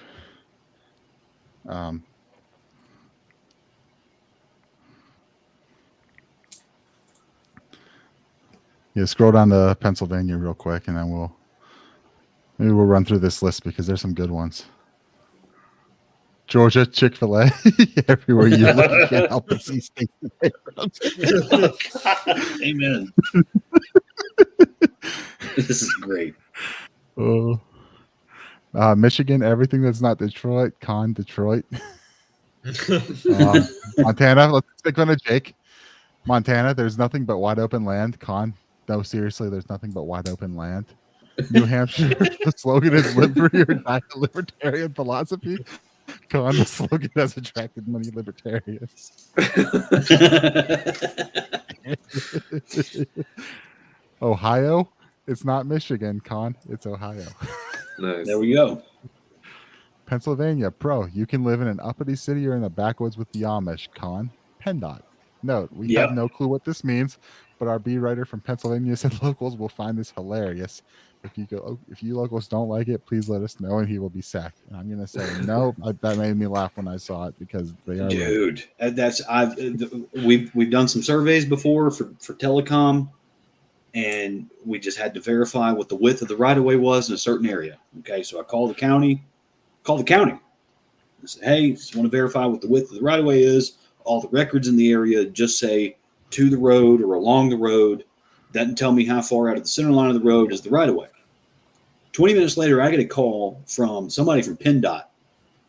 And this guy, I swear to you, it sounded like he was from New York. It sounded like he was barefoot in his office and smoking a cigar with his feet on the desk. And he was like, hey, I heard you had a request for the right-of-way width. What are you doing in the area? You building? You got a permit? Where was this No. area? Was it Philadelphia area? It was Allegheny County. Oh, that's Pittsburgh. You got a permit? No. What are you building? I'm not building anything. We're surveying. No permits get approved unless they go through me first. I know everything. I was like, okay. He's like, we're not building Except anything. for I just need to know what the width of the right of way is. He's like, who's asking? I was like, I can't tell you that. He's like, well, I can't tell you what the right of way is. That's public information. And he goes, not anymore. I run it. And hangs up the phone. And I'm like, what the hell just happened? He's Yeah, making that up sounds about right. rules as he goes, man. Yeah. You can't tell me a shitty PennDOT story and me be surprised. Like, it's the common joke around here that you drive by road construction and there's 6 people standing around doing nothing and 2 people working. One person in a hole, 6 people looking at him, Yeah. Yeah, there you go. commenting Yeah. on him dig, Like like a eating common a joke to sandwich. make about it. And 4 people holding up those stop signs. Yeah. And then now they've got the person that has to drive you. They have to like lead you, and then they got to drive back. Is this like just where I live, or is this everywhere now? That the lead, it's like the follow the leader car that's got the stupid sign on the back that's like follow me. This never used to be a thing, and now it's a thing, and it takes twice as long because they don't let you go more than 5 miles a fucking hour. I don't know what union that is, but I hate them. Yeah. Oh, it's awful. Yeah. I need a beer. Yeah, thank you for the raise in wages, but that stuff right there, Yeah. Just not to correct happy the for that. record, unions are not responsible for having ever raised any wages, or at least not most of them. I don't know. Tell that to UPS, man. The Teamsters are doing a pretty good job of making sure the drivers get paid $170K. That's all the headlines we see. You just ran Yellow out of business, though. Right. So, Now, yeah, $170K to drive UPS made me like, maybe I should go join. Maybe I should just go drive. well, UPS. and then you read the article, and it's pretty clear to mention that, on top of pension and benefits, they make an average of this and this and this. Okay, so that just means they cost UPS $170K. They're bringing home maybe 95, which is still pretty sweet. For a driver? Yeah. Yeah, Oh, yeah. yeah. Well, and then once you retire, you do your 25 years. UPS is still one of those companies. The only other ones I know of like that are like the railroad companies, where you do 25 years, you get your Rolex, you get your party with the crappy cake and the Diet Coke, and then you go and you collect 60% of your paycheck for the rest of your life that transfers, to the rest of your family if you croak early. I don't know why croak is just a funny word to me. But yeah, that's a. Anyway, yeah, that Babylon Beat article, great. And that was a good game of trivia. I quite enjoyed that. It was a little I bit out also of quite enjoyed it. I'll bet you Yeah, did. you correct. I'll bet you did. But see, I knew I you did knew too, enough Zane. about I the love spirit. watching you work, brother. I don't know how else to say it, man. No, I just honestly, knew I'm that you only. knew. I knew that. I thought, this is my one chance to do this. But also, like, I know Zane has enough connections to the area that, like, he might be able to pick up on this. I'm only bitter about the Frank Lloyd Wright thing because it's like he's my guy. But Yeah. the name of the specific strike is crazy. I didn't know that. Speaking Homestead of or whatever. local, speaking of Oh, local that- connections to the area, and that article bringing up, living around Amish people as a pro of being in Pennsylvania. I don't know, Nick, if you've ever heard of or been to this place, but my family on multiple occasions when we lived up in Maryland went to this amusement park. I think it was called like Dutch Wonderland or something. And it's like a Pennsylvania Dutch themed amusement park. It's wild. Is that? I'm guessing that's like out in Amish country. Yeah, that might Yeah, be a that's little not bit around east there. of you. That'd Is be there- way. Is Like, there any alcohol sold? I can't remember. This was like 12 or 13 years ago. With the, this, Yeah. the local amusement park in Pittsburgh is called Kennywood, and they do sell beer there now. But also they tried to switch from Heinz ketchup because some buyer, because after it was sold to a larger company at some point, some purchaser in the buying department said, "Oh, this is probably cheaper to switch to this ketchup," and they didn't realize that like that would Heinz be a is like the scandal. thing there. And it was a scandal that rocked the whole city for about 2 weeks. So they came out. It's like, no, we're not switching the ketchup. Like, we are not switching the ketchup. Yeah. none of that Hunt's ketchup. That'd Right. be They like, switched it to the Hunts because I'm guessing they probably got a better deal. And then like the whole city erupted. And it was that'd be like like trying to headline news switch your here, chocolate at Hershey, Pennsylvania, like to which is Mars an bar or amusement park. It's something. also Yeah. Hershey Park's and when I pass that, I like to stop by Chocolate World because it's great. But And then you have Yeah, the that's a good Ticonderoga pencil. Is that a ride? No, What is that? the Ticonderoga. It's an iconic pencil. If you ever A pencil? drew anything, yeah, screw the. I mean, they were the pioneers of the number 2 pencil in my mind. Anybody that had a little art kit that was doing sketches and stuff in school growing up, it was oh, you have the Ticonderoga pencil. Oh my gosh, Is this a mechanical or just a standard pencil? just standard pencil. Well, then, But they had all the different weights and the shades and everything you needed for Okay. the standard art kit. okay, but- like the different hardness of the graphite Yeah, or whatever. but they're made in Okay. Pennsylvania. Come to think Pennsylvania. of it, Ticonderoga would be a really good name for a log flume ride. Right? Ticonderoga's Pencil-shaped Ticonderoga's in lines. New York though. Is it really? Fort Ticonderoga's in New York, up on the Canadian border or something. I think we need to start an amusement park, but then change the name to Pennsylvania, like PENCIL, and have every ride be pencil themed, like the log flume. It would be a big flop, but it would be fun to Look, design. there's already an Amish themed theme park. There's already a chocolate theme park. Kennywood just went all out and made a Steelers Nation section of the theme park. Like, Nice. our theme parks are themed enough. Oh yeah, Kennywood, because of Kenny Pickett. Hopefully he turns out good. If he turns out to be a bust, that would be a big waste of money. Yeah. Yeah. I mean, it's only his second year, and the Steelers thing's been around for probably 2 or 3 years, maybe. I can't remember. But yeah, This is our year. I mean, yeah, Kenny's gonna do just fine. He did great at Pitt, lit up those victory lights in the cathedral, learning plenty of times. He's a talented receiver, man, for real. Steelers know how to draft receivers. Oh, absolutely. Heinz Ward, you kidding me? Dude, he's my man, dude. Oh, Heinz Ward was a fucking Heinz Ward G. was sick, dude. He would take a hit that would give anybody else a concussion that would send him out on the sidelines for 2 weeks, and he'd get up He and gave- smile. He gave with Blow a the guy a smile kiss. is the best detail. Yeah. He would Bonus. give a block like a fullback, man. Like, bonus trivia question: When arriving in the Pittsburgh airport and heading down the escalator to the train, there are two statues you pass. Who are those 2 statues? Zane? William Penn and Ben Roethlisberger. No. those are great guesses, though. Steve? Troy Polamalu and Heinz Ward. No. Alden? Bill Cowher and Paul Bunyan. George Washington and Franco Harris. Franco Harris, interesting. That's who you think it was. I barely heard it because your mic cut out, but I know the name so well that I was like able to get it. So my next guess was going to be Jack Lambert, but yeah, no, just the most iconic play in football history. There we go. So apparently I've fallen prey to the Mandela effect. Ticonderoga is definitely in New York, but I'm pretty sure I had one that was made in Pennsylvania. Yeah, it could be. I mean, things. You It was Hershey scented, so that might have helped. It was one of the pencils you scratch it and you smell it. oh man, I remember scratch and sniff was like a thing when I was a kid. Like, Oh, yeah. honestly, we were. Did you have scented markers too? Like, why were we training kids? Oh, to scented sniff markers. Those were the best. What? It's so. Whenever good, whenever I was trying to find a marker out of like a marker bin, you would search for several minutes trying to find one of the scented ones. Yeah, So yeah. you could sniff it the entire time. Yeah, Yeah. Yeah. Then if you run out, just dip a rag in gasoline and just, supplement. Yeah, Yeah. just like color with ether, kids. It's fine.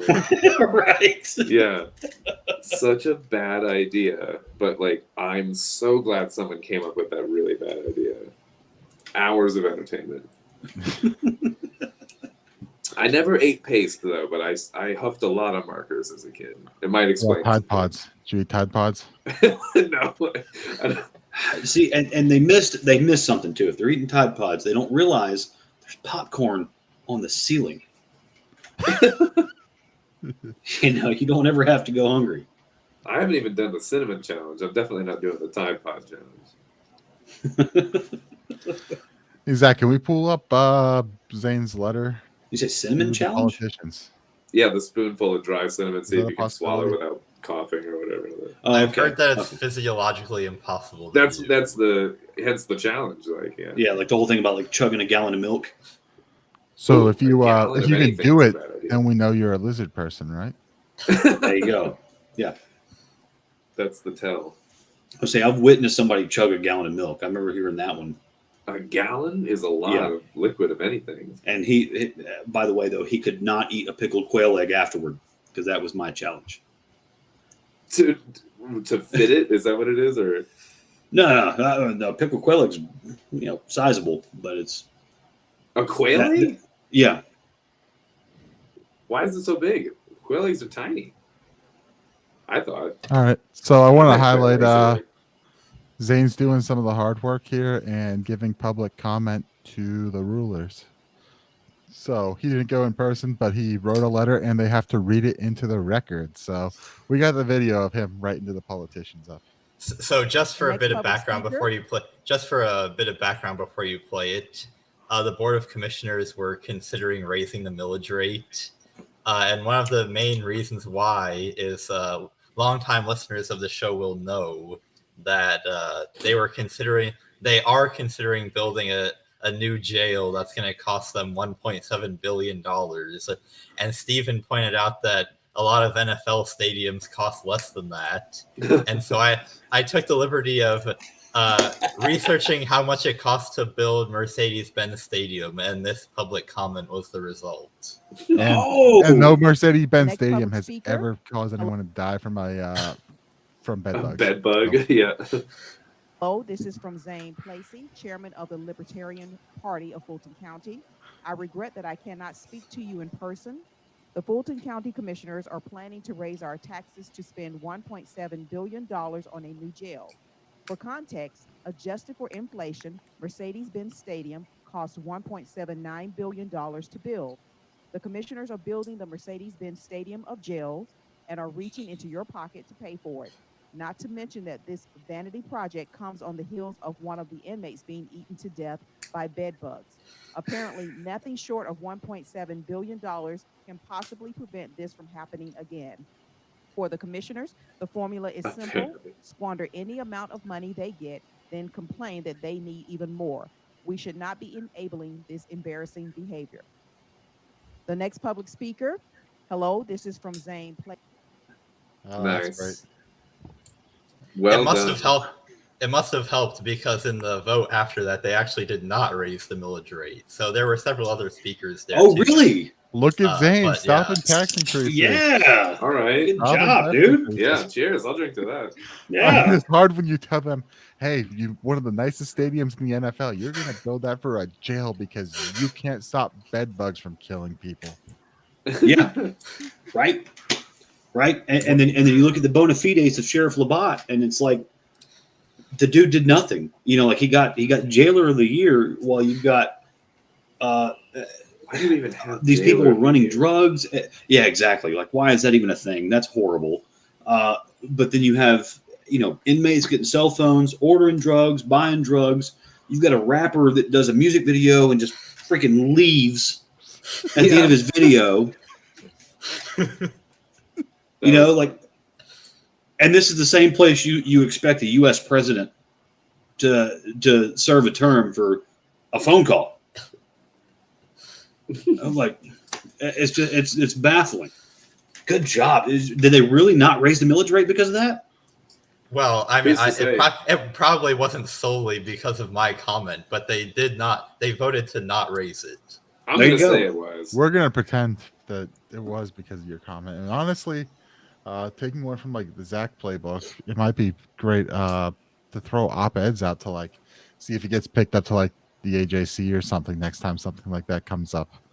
Because you know you mentioned stuff like that, and maybe the AGC might actually pick it up. Because I know Zach was kind of successful during the Mons campaign with like putting out op-eds in those areas and getting the smaller papers to pick it up. So I don't know. It's hard to tell. Would the AJC rather you comment on like the deplorable conditions in the Fulton County jail and spending $1.7 billion for a new one, or would they rather taxes increase?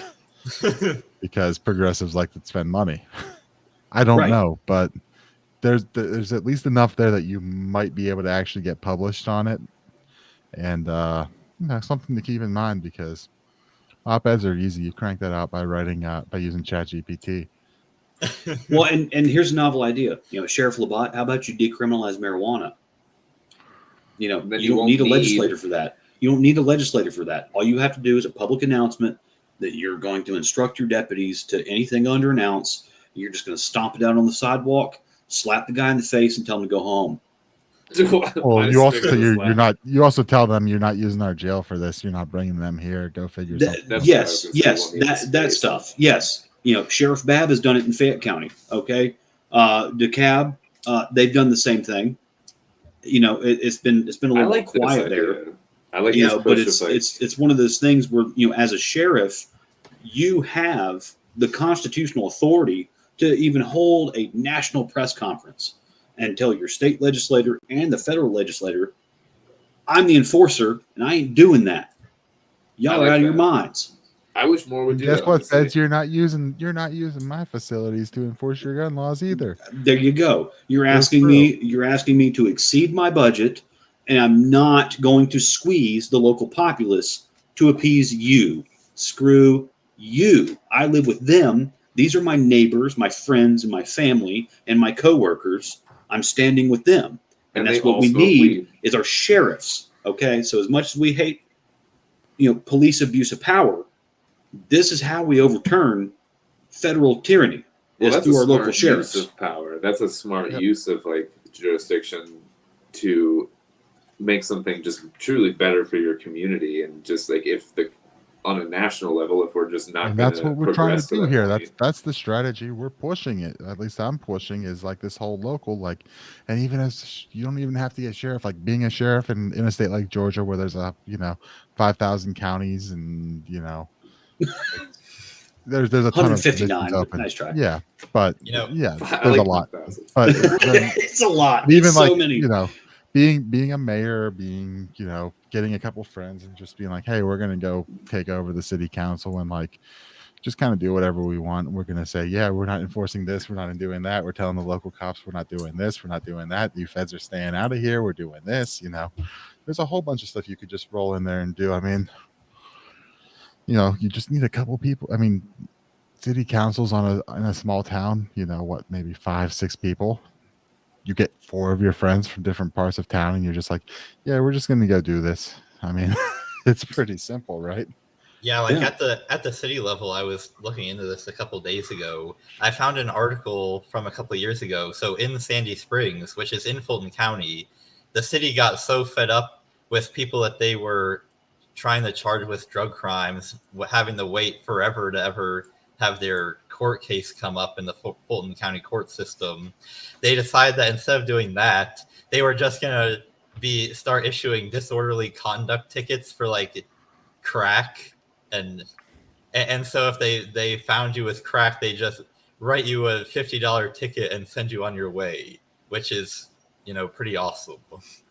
For crack, that's pretty mild for crack, I would say. Well, I mean, if you get caught with it, if you get with crack, like if you're dumb enough to like, I'm going to smoke this on the sidewalk in front of City Hall. Like if you're like, at that point, you're addicted to crack. Like you have no common sense or sense of public decency. You don't care if kids or women or anything like that see you murdering yourself on the sidewalk. Like at that point, if you get caught in the middle of the city center with crack, you've got a problem, and your problem shouldn't be that the government hates you. Your problem should be that you're addicted to crack and you need help. Yeah, I'm not sure if in these parts.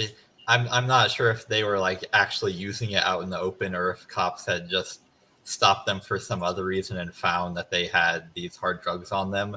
I also can't remember if it was specifically crack or if it was some other hard drug, but it was hard drugs that they were doing this for. Gotcha. Most of it applies to most hard drugs. What classifies a hard drug? I mean, if you're I guess anything harder than weed is hard.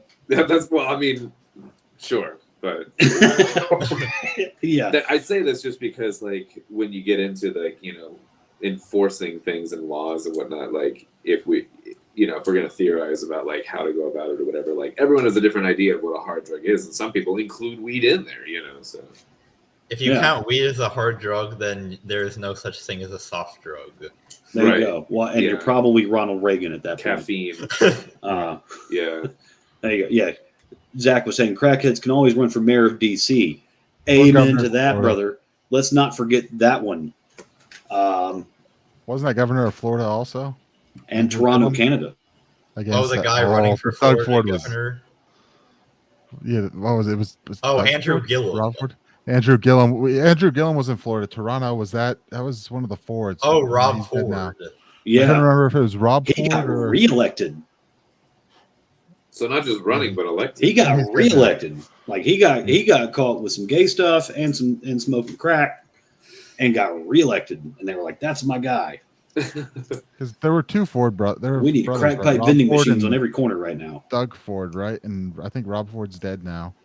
Yeah, but Doug Ford's I think still doing something. And then the DC, was that Marion Barry?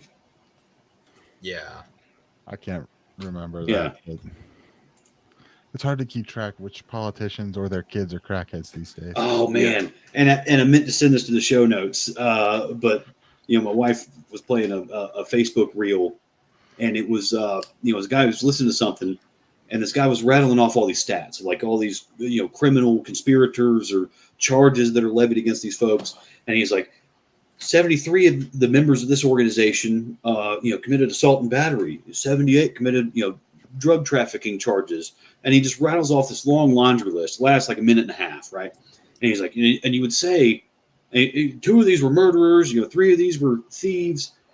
And he's like, and you would think this sounds like the NBA or the NFL, right? No, it's the U.S. Congress. I saw that. Yeah. Yeah. It reminded me of the meme back in the day here, where it was like one of these 2 people is a convicted felon, and it was like Snoop Dogg on the Martha Stewart show or whatever, and then it was like, you're probably a racist. Like, if your assumption was, that it was Snoop Dogg. Yeah. This is after her. Snoop Dogg's a racist because he has that 19 Crimes wine. What's the wine? And, I forgot. And every Kroger that put that on a central display got in trouble. What's the meaning? What's the 19 crimes thing? What's that about? Apparently a majority of the 19 criminals on the wine bottles. So there's 19 different labels of like, this is a criminal, and it's all stuff from like 100 years ago. but apparently the majority of the 19 criminals on his 19 crimes wine brand are minorities. So each label's a different person. So it's racist, but it's There's like, nice. but Snoop Dogg made it. So is it really? Can it be? I don't know. I mean, could be, sure, I guess. Yeah. Could be, right? You can And- call and- anything you know, racist. the answer in Metro Atlanta is, yeah. Well, and the answer in Metro Atlanta is it's only racist if the store manager that created the display is not black. Mm. That Yeah. sounds about right. Because those are the only ones that, you know, really care about it, basically. So Right. was it racist or not at the murder Kroger? Well, Murder Kroger got sold. It's not Kroger anymore. What is By it the now? way, for everybody listening, Murder Kroger is off of Ponce, near the Ponce City Market, which it's at the start of the Beltline. You know, same block corner of the Murder Kroger as we deem it. You have New Realm Brewing Company, and you have the Ponce City Market, which is the start of a good time. You know, you can go to Ponce, get a couple of beers, rent a scooter, go to New Realm, get a few beers. Same scooter, keep the rental, go across the corner to Orpheus Brewing, which they went out of business recently. You know, but there's a little, you can rent a scooter and within a 3-mile route, you can go to like 7 breweries. It's Pretty cool. Speaking of murder and good times, I walked out of my apartment here today, going to my car, and I noticed that the car parked like next to mine in my parking lot had a window with a bag over it, and I was like, ah, shit, like, do I gotta watch out for someone like smashing windows here? I thought they got like, someone took a purse out of the car kind of thing or something like that. Then I noticed bullet holes on the side of the car, and I'm like, oh, that wasn't a robbery, that was like a drive-by situation or something. Like, so I'm still learning my new neighborhood here, and that was a bit of an eye-opener. So Zach we'll says see how Disco that goes. Kroger is Publix or becoming a Publix. So Publix got expensive, man. I went in there the other day. I haven't shopped in there in like 8 years, but like, good God. Can't afford anything in there now. Disco Kroger, was I don't know that the which one where like raves randomly broke out in the parking lot? Oh, it wasn't random. yeah, I don't. For anyone listening, Atlanta names their Krogers after things. Like Is that Murder what's going Kroger. on? Is it like an official thing? It's a thing. It's a Yeah. thing. Oh yeah. Well, and it has more to do with the neighborhood than the Kroger. It just happens that. So it's not like an official, it's like a moniker given by the people, not the store. Yeah. It's commonly known. Yeah, no store's gonna call itself Murder Kroger. Yeah. Well, and We that's are proudly I grew up very close to Peachtree City, Georgia. The home of golf carts and fops and upper class people that aren't worried about much, but hate teenagers at the same time. And there's a CVS in Peachtree City that I now call the Murder CVS because someone got murdered there just a few months ago. Yeah. They were out of town, and now everybody's like, "Oh, we need to stop Highway 54 from going through the middle of Peachtree City." And everyone's like, "Do you realize how crazy that is? Like, you don't want a highway to go through your town because someone from out of town got shot in a parking lot? Like, that's not going to stop what you're asking for." A new highway coming The murder happened without the highway being there. That's what I was just gonna say. Right? They were off the highway in the parking lot. Yeah. It's just that's where the guy stopped for a cherry Coke after banging the other dude's wife. And other dude caught up with him. That's what happened. So, if it wasn't there, it'd be somewhere else. My buddy Would works. you rather be the Dunkin' Donuts or the Brewsters or the Publix? Like, Zach says Murder Kroger tried to rebrand as Beltline Kroger, and no one went for it. no one went for it because someone was getting shot and killed there every 2 months, at least. Because it's like I said, it's the start of the Beltline, which while the sun's up is a very beautiful place, amazing place to be. Have the family there, go shopping, go hang out. Apparently Atlanta is one of the top cities in the country for their nature preserves. I wasn't aware of that, but I do know the Beltline is pretty cool. Strip clubs. What's that? Strip clubs. Nature preserves and strip clubs. Nature preserves and strip club. Yeah, Magic City has world-renowned hot wings, and I can confirm they're pretty good. But Those the are three murder good things. yeah, exactly. Well, because I'm confirming that from like 10 years ago, like 7 years ago when I got married, or Yeah. 2 days before I got married. We all trust that you went there for the wings and nothing else. That's exactly right. I went there for the wings and the discussion To of support undergrad small law business. school. Yeah. Yeah. There's that's all the law school undergrads were hanging out there and having some hot wings and discussing, various things of legal aspects. But yeah, the murder Kroger, people would just get shot and killed there all the time. And of course, it's right around the corner. It's the old Sears building, the Pont City Market now. It's a really cool place to go. Of course, after the Pont sun City's goes pretty- down, unless you're on the roof, it ain't safe. Sounds like it's not safe necessarily anytime. There's Alden flicking a knife open. Right. Oh, sorry. Yeah, this is whatever's nearest is just my ADHD little thing. It could be a measuring tape, or it could be a pen or a knife, or You think just you don't have you a know, pistol there? You're just sitting loaded there gun, racking up or your yeah, that's, I don't know, 5 feet behind me, whatever. Just loading clips with all his magazines. Dude, honestly, that is sometimes a magazine. Like thumbing the rounds in a magazine is like a good ADHD little like tick thing. Like, Oh yeah. it really Come is, back. honestly. Come back next week to see Alden swinging a long sword during the episode. Yeah, I got a machete. There you go. Don't I? Yeah. I got a wild hair one time. I went to a local yard sale and I found some commas, KAMA. What They're is like that? they're like Oh. little mini scythes. Yes, yeah. Yeah. Right next to the semicolons. There you go. Yeah, exactly. And I tied some leather straps to them and I had them wrapped around my arm, and just from the old rave glow sticking days, I could I realized pretty quickly, I could swing commas like Chuck Norris in an '80s movie.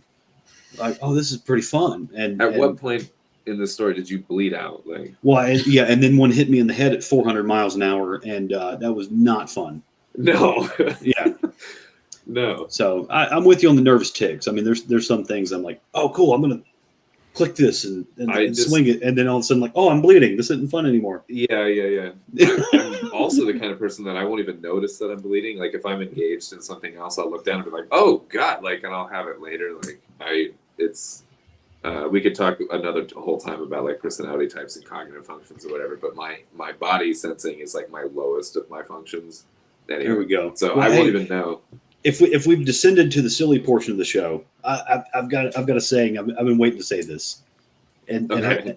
I've written it down multiple times throughout the week. I heard it at the beginning of the week, and it was hilarious, and it stuck, and it's been resonating with me. It's garlic is the ketchup of the intellectuals, What? and Wow, so- I've never heard a truer saying, because it was I heard it. I was listening to another podcast, and I was doing some meal prep over the weekend, and Silly person checking in. yeah, buddy. Our intellectuals. Yeah. just Hey, afraid buddy. of vampires? Have you ever heard that garlic is the ketchup of the intellectuals? And have you ever heard anything more true? I was doing some meal prep, and I just realized, like, oh my God, we used all the garlic in that. And then Mary's like, oh well, we've got a whole week's worth of meals already cooked. I guess it's fine. And then I hear that, and I was like, oh, okay, that makes sense. It's the ketchup So- of the intellectuals. Now I feel special. Pop trivia question here. What is garlic called, like affectionately referred to in the culinary world?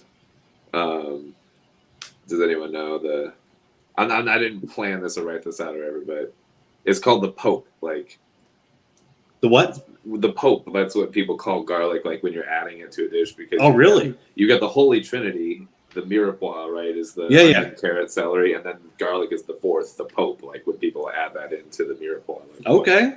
Cooking trivia, but Buddy says he knows what the difference between chickpeas and garbanzo beans are. Okay, all right, buddy, you got to type it because I've got an answer for this, and it's related to Donald Trump, and I don't know if you're going the same direction with it. I got 1% on my battery, and I don't. There we go. He's never had a garbanzo bean on his face. That's right.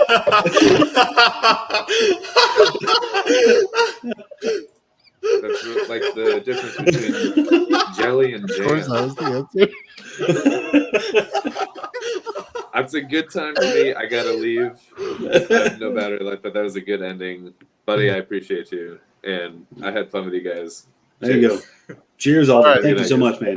Yeah, man. All right, we'll wrap this up tonight with Well, hey, can we talk about Hawaii for a second? Can we talk about Maui? Can we go into that? all right, quickly Hawaii, and then we got to talk Argentina because there's fun stuff happening there. There we go. And the Biden laptop revelations.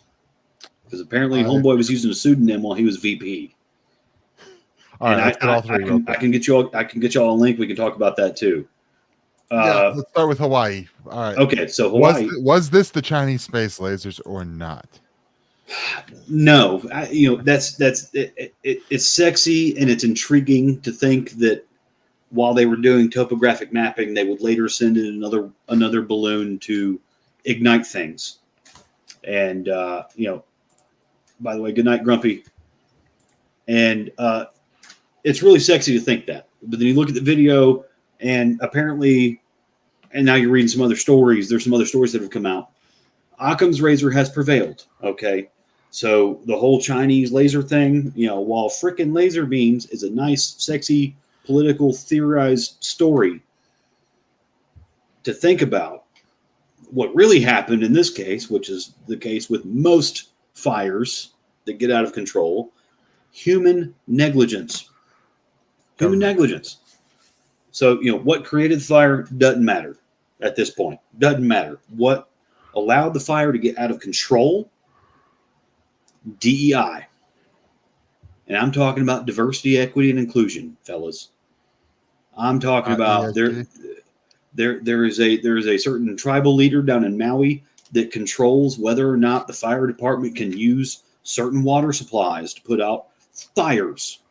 People's houses, people's businesses, the town is on fire, and this man is using his ancestral lineage as leverage to say you can't put that fire out to save a human life.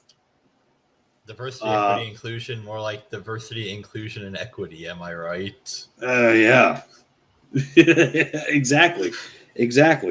And I sent you guys a link in the chat this week, but it was the guy's name is Kaleo something or other, and he's not related to the band at all. There it is. Yeah. Our authorizing statute to protect and manage all water resources in the state. One Water is like looking at it from a holistic system perspective, and that's not any different than how Hawaiians traditionally manage water. And in essence, Native Hawaiians treated water as one of the earthly manifestations of a god and a kua kane, and so that reverence for a resource and that reciprocity in relationship was something that was really, really important to our worldview and well-being, right? And living in an island and isolated from other, civilizations. And so I think where it shifted to today or over time is that we've become used to looking at water as like something which we use and not necessarily something that we revere as that thing that gives us life, right? I mean, to me, it's a shift in value set. And, if we can start to really look at how we as humans in an island can reconnect to that traditional value set. So really my motto is always like, let water connect us and not divide us. Like we can share it, but it requires true conversations about equity. True conversations about equity. There we go. Okay. So over 2/3 of the planet is made of this stuff. Tribal leader. When you said like a tribal leader, I was picturing a much older guy, not some millennial. Yeah, there you go. Yeah, he's a young rabble rouser, basically. But let's ignore the fact that 70% of the planet is made of water. Let's ignore that, and let's revere water. For the gift that it is. You live on a freaking island, bro. What are you talking about? Worshipping water as being scarce? valuing it over human life? Are you out of your mind? And the people that listen to this guy, can you imagine being with the fire department? Can you imagine being the guy that turned the hose off because this dude said no?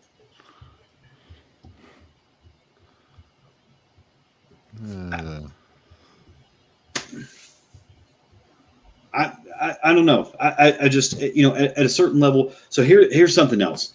Aside from the garlic comment earlier, this is something else that should stick with everybody.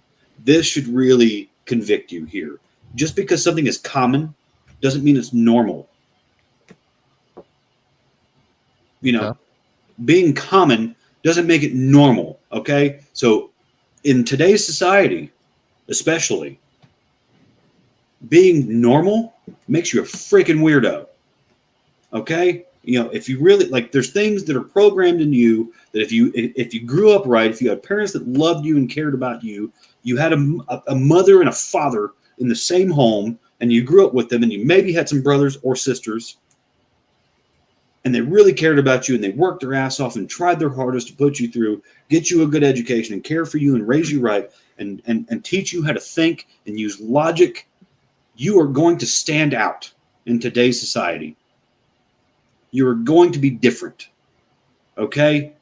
And stuff like this is exactly what we're talking about here, is blending in with people, being common doesn't make you normal. Being normal is adhering to the charge of your ancestors. Okay? And no, I'm not saying what your family did 200 years ago. Maybe. That's not what I'm saying. Just think about it for a second. What is your innate drive telling you to do? What are your instincts programmed into you? Because we have ancestral memory. Stuff that's happened in your family 200, 300, 400 years ago is programmed in you. If you encounter a similar situation, you're going to feel something in your gut. You're going to feel this tickle in the back of your shoulders. The hair on the back of your neck is going to raise up. There's something in your body going to tell you, this isn't right. I either need to leave or fight these people. And that is what I'm talking about. That's normal. Removing yourself from those situations. Can you imagine letting hundreds of people die because your skewed view of how your tribal ancestors viewed water? You're letting the lineage of your tribe burn because your island nation surrounded by water revered water. This is just wild to me. Y'all correct me if I'm wrong here. Well, I found the funny part, like you said, you burnt up a village that was a town that was basically, from what I understand, still kind of largely held by a lot of the indigenous population. Maybe not largely, but there was a significant portion. And now you're already seeing, which I'm going to be honest, this is a little bit extremely scummy on the part of these real estate investors, but already coming in and say, hey, I'll buy your burned up land for you, which I get it. I mean, you got to try to move on people who might, but I get it. But then you have the governor of Hawaii coming out. Oh, we might just ban selling that. I'm like, well, that's not the right answer either. But it is opening it up for, people need money, and more than one's really going to weird. sell off their There's land. another article I saw too. There's something else worth noting here. The high value properties in Maui, owned by the likes of Obama, Will Smith, Morgan Freeman, totally fine. Which those folks tend to be more selective with their investments because that's what they are. Let's be honest, and they tend to build them out of areas of concern. But aside from that, aside from those three that I mentioned, there is a preponderance of high value properties that are wildly untouched by this blaze.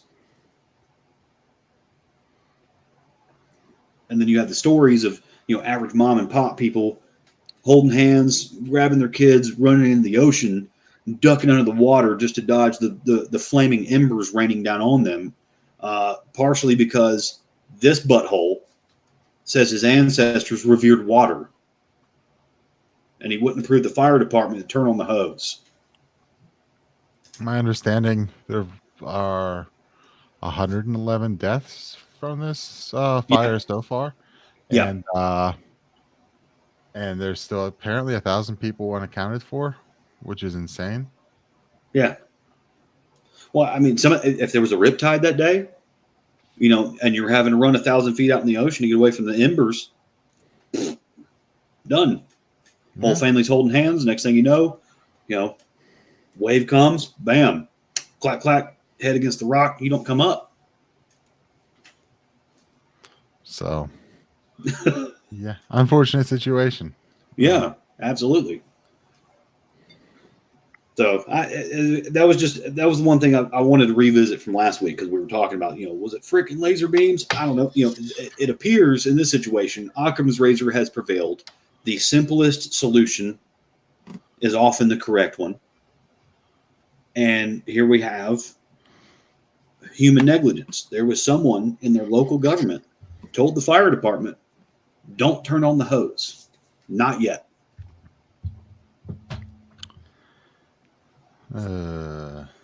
Yeah. And then by the time he did, people were dead and the entire city was on fire. Right. Yeah. Imagine being the fireman listening to that guy. And now this is coming out because, that's obviously this guy's going to catch some heat. Okay. Like he should. But who followed these orders? Who followed these orders? This guy, if this guy's some kind of, tribal elder, tribal leader, whatever, the tribe lives there. Yeah. Dude, you killed the tribe. Like, I just don't see the whole tribe going along with that and taking it in stride and just be like, oh, well, he's right. We have to revere water. This is kind of the consequence of when you look at the earth as a god. I mean, he kind of spoke about it in those explicit terms, but even if you don't come out and say it explicitly, the entire kind of global warming, alarmist movement speaks in language about how, we're defiling the earth as though we're just a bunch of parasites and the earth itself is somehow, holy and in it, a good in and of itself, apart from how humans can use it. Steve, I know you're a Christian, I am as well. There's a difference between the earth being a gift from God, which I believe that it is, for us to use and steward its resources, and it literally being a god, which leads you down some really dark paths. There you go. Yeah, 100%. So, just bear that in mind, that, as you see in coming years that you have multiple U.S. used conglomerates, as well as multiple foreign national governments, and we'll say special interest groups, Davos, the Trilateral Commission, the Bilderbergs, BRICS nations, whatever, as they put the emphasis on climate change, they're going to do whatever they can to exacerbate natural disasters, to let them take their natural course. Whether it's, taking a knee instead of using a fire hose, or, whatever method it is, they're going to use that. And then they're going to use the videos and the photos of the devastation and the sadness and all the stuff in the wake of it to try to bludgeon you with it, to convince you that you're awful because you drive your 4 kids to soccer practice in a Chevy Suburban. Right. You need to live in the pod and eat your bugs. That's right. And just know, and even libertarians more and more are more dependent on technology and social media. Just know, because it appears normal doesn't make it normal. Just because it's common, just because it's everywhere. Oh, I've seen it everywhere. I see it all over the place. All these people are talking about it. That doesn't mean it's normal. Normal is what's in your gut. Normal is what your parents raised you to do, and what you've surmised is a good thing to do as an adult, using your rationale and logic.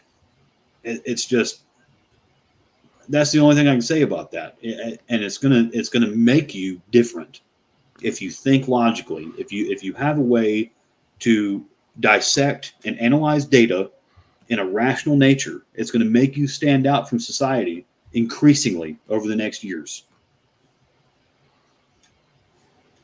Just know that, but there's going to be guys like us drinking beers and cutting up with you in the meantime. That's the way it goes. All right. What was the next story you wanted to hit? The Joe Biden pseudonym of Robert L. Peters, apparently, while he was vice president. Let's hit that so that we have a good palate cleanser of Argentina. All right, here we go. So, Robert L. Peters, it was, you're saying is a pseudonym. Is this like Ron Mexico?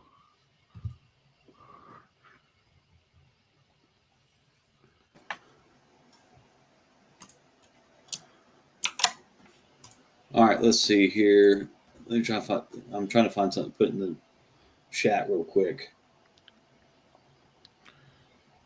All right, so this is Biden's Ron Mexico moment then.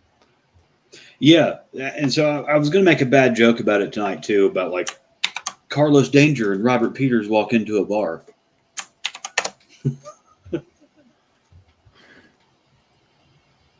There we go. That's the New York Post story. I haven't really vetted that one yet. I was reading something on Zero Hedge today when I was messaging you guys about this. But apparently, Biden was using a laptop while he was VP. There we go. Zach may have found something better. Yeah, Robert L. Peters was the name, and it had a fake government email address and everything created.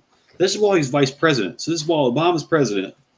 You got Joe Biden over here with a fake name, fake email address. So the emails are public record then, right?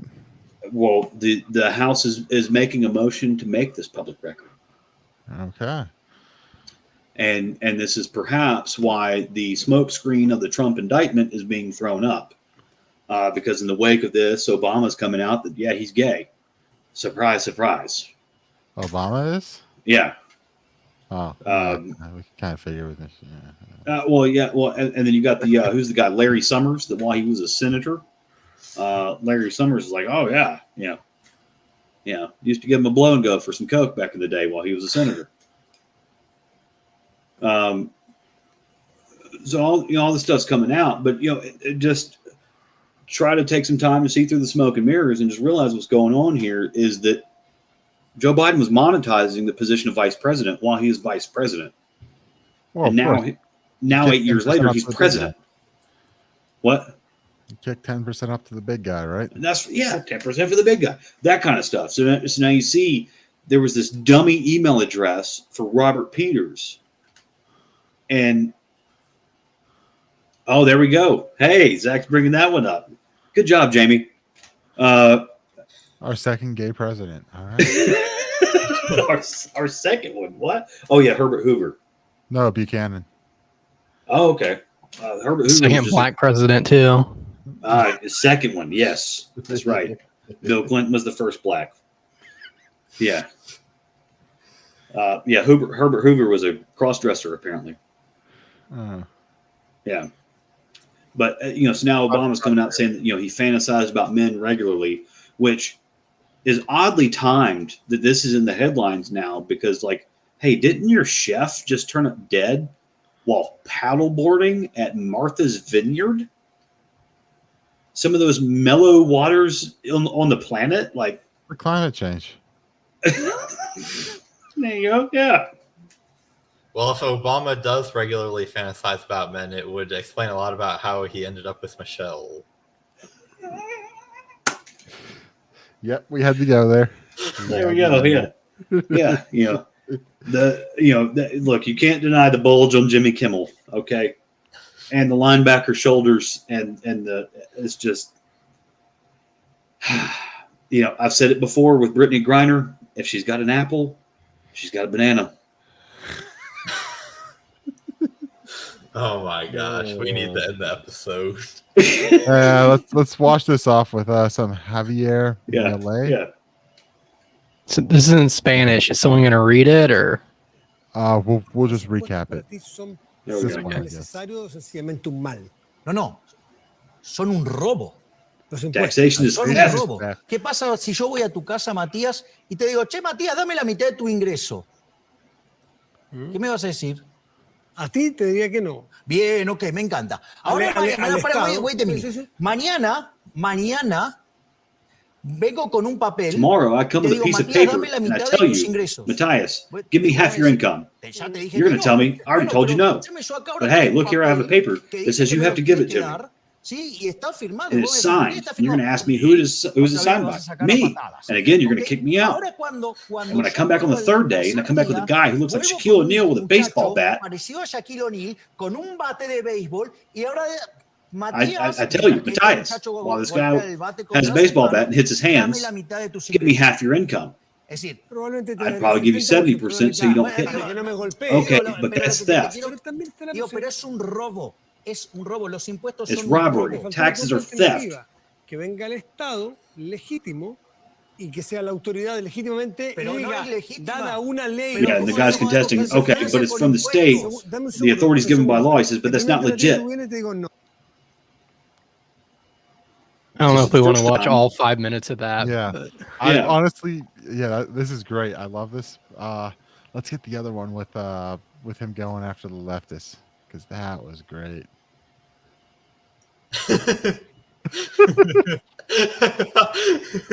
yeah. So you'll hear the word mira thrown around, and I think mira left. I don't know. He's saying it weird, but You can't give shit. Al that's zurdo hard de to- mierda no le podés dar ni un Pero ¿me milímetro. puedes definir Can you zurdo de define mierda? shit Que left no Todos lo los que, All entiendo. digamos, los collectivists, colectivistas, all kind of los que collectivists. ponen, digamos, o sea, esa idea. A ver, ¿Por qué Why le do you pones call de them mierda, shit? digamos? porque son una Because they are mierda. shit. O sea, Vos no, me estás- pero es que se desacreditan. No, pero Pero hay si que If you pensás think distinto, differently te from van a them, aniquilar. they kill Ese es you. el punto. That is the Es decir, point. You vos al can't zurdo give no le shit podés dar leftists un an inch. milímetro, porque le das un milímetro. If you give them an inch, they will use it to destroy you. There you go. What a You guy. don't negotiate with trash because they will end you. Well, and who was it? Was it And since Pol we're so Pot? much Was better it than them, Mao? Since we are defeating them in the cultural battle, we're not only superior economically, we're morally superior, we're aesthetically superior, we're better than them at everything. And it triggers them. And since they can't beat our arguments and our ideas peacefully, they use the repressive apparatus of the state to destroy us with taxpayer money and to influence, and yet they're still losing. Wow. And you understand? They're losing.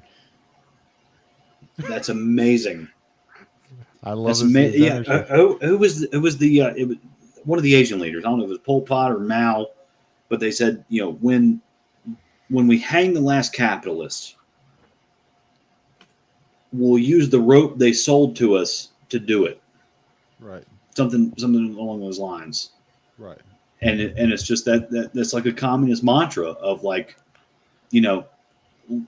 we're going to destroy them because look, once they have the means of education and they have the means of money production, that's how they can do it, because at that point they control your kids and they control your money, and they won't have to do it. Really, you'll give the rope to your kid and they'll hang you. Yeah, the idea behind it is that like the capitalist system contains the seeds of its own destruction. This is the Marxist philosophy. But when they say like we'll hang the capitalists with rope that they sold us, the only thing that really implies is that communists are unable to manufacture rope. Amen. That's where I'm going with that one too, man. They can't manufacture food either, right? They end up just starving themselves. So that's right. Yeah, exactly. But no, so for anyone who doesn't know, this Javier Milei kind of came out as the surprise. I'm not going to say victor, but he got the highest percentage of votes in the Argentinian primary, And he's a self-described anarcho-capitalist running on a minarchist platform because he's trying to be a little bit moderate, I guess, to be like, we're going to take, I guess, pragmatic steps towards what I want, which it makes sense. Well, it works so overall. well for Austin Peterson. Why not? Right. So he intends to get rid of the Argentinian central bank. Now he intends to do that by dollarizing, but I mean, you know, I can't blame the guy for that. As much as I'm like, yeah, go on the Bitcoins.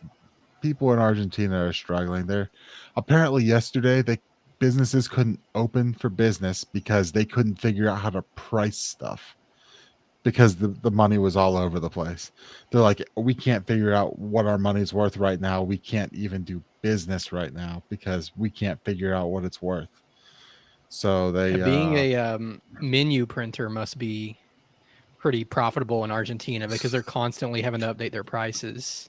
Look, I'm old enough to remember selling 100 gold in World of Warcraft for 200 Venezuelan dollars. This, it's happened. Right. So, you know, as the much thing as we about want to dollarizing too, I mean, that sounds like trading one bad currency for another, but it's really hard to get dollars in Argentina. Like you can't get them out of ATMs. They limit how many citizens can bring in, so they smuggle them in like their socks and stuff like that instead. Right, so I it's don't actually know that you can just go withdraw them. Yeah, didn't they have it's a few actually mayors scary. recently too that like they dragged the mayors out of their houses in the middle of the night and shaved their heads and tar and feather them and stuff? Like, I didn't catch that. Yeah. Oh, I'll find some of that. That's happened in the last couple of years. But but yeah, they were dollarizing, which, you know, it's hard to argue with someone, you know, that, you know, a money that loses 10% of its value per year, they shouldn't switch to when their money's losing 10% per month. Right? I mean, at some point it's like, what's the least worst option you have? And what can you and is going to facilitate international trade and try to stabilize your country? And Well, and then honestly, it's meanwhile, probably- you've got India and UAE just started this week trading oil, not in U.S. dollars. oh yeah, India Yeah, bought petrodollars. oil from the UAE. It was a bunch. It was like 1 million barrels in Indian rupees. Someone accepted rupees outside of India. I don't believe that. No one wants rupees. Oh yeah, they did not. They did not. I forget the name of the platform, but like they did not convert their native currencies. It was like a straight swap. Because Saudi is that the real? What's the Saudi money? Yes, the real. Yeah. Well, that's the Turkish real. What is Saudi? It might be the real. Oh, regardless, I wouldn't be surprised if Saudi wanted money in wanted payment in their currency, but yeah, it's real. So that to take payment in rupees, like nobody takes payment in rupees. No one wants rupees. Well, UAE did this week for oil. Interesting. Well, I think that's what we talked about last week, dude. The BRICS nations are meeting next week. It's getting the Durban interesting. Accords. Interesting. Everybody hates the U.S. dollar. Yeah. And you know, having a dementia patient that falls downstairs, craps himself at the Vatican, upstairs, and does nothing but take vacations and eat ice cream. Having that does not display, business acumen or physical prowess in any means. So you have to understand that the rest of the world is just thinking, well, we're signaling that we're done. We have a freaking dementia patient calling the shots. And before he was a dementia patient, he was an absolute criminal, is what we're discovering. Not to say Trump is any better. Okay, it's just just because Biden doesn't look like he wasn't using an elected position to be a criminal. He was just being a criminal. Right. Just because Trump doesn't look like Tupperware after spaghetti's been in it, or just because Biden doesn't look like Tupperware after spaghetti's been in it, doesn't mean he doesn't have his issues. It's wild what's going on. And, just know that there's going to be some things coming down the pipe. There's going to be some things pushed in your face that make you think this is normal just because it's so common. It's not normal. All right. I think Zach has to get going. I don't know if he's still here or not, but we should probably wrap up. So plugs. Zane, you got anything to plug? Follow at LP Fulton GA on Twitter and come to our meetup if you're in the Sandy Springs area. It'll be at Mutation Brewing at 7:00 next Tuesday evening. All right, Steve, what do you got? Libertarian Party of Fayette and Coweta. We're meeting at the Lion Creek Bus Barn this Saturday, actually at noon. So if you want to come on out. I'll be there. What's Zach that? will be there. Yeah, from what I understand, Chattahoochee Valley is going to be there. So that'll be pretty cool. Excited to meet some folks. It's going to be a good time.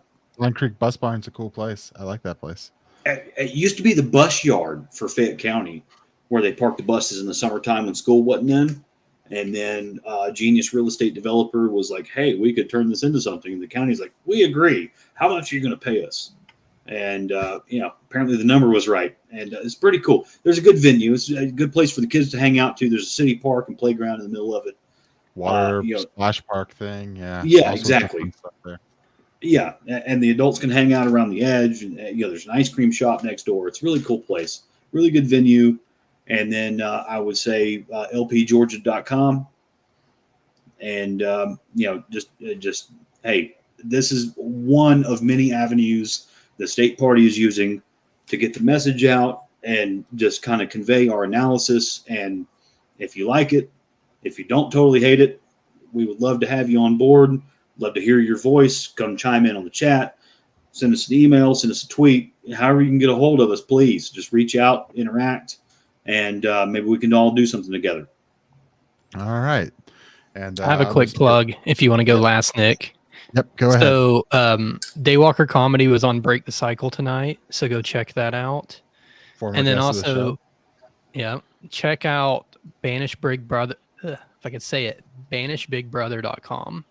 That's a project of LP Georgia. It's really about to kick off.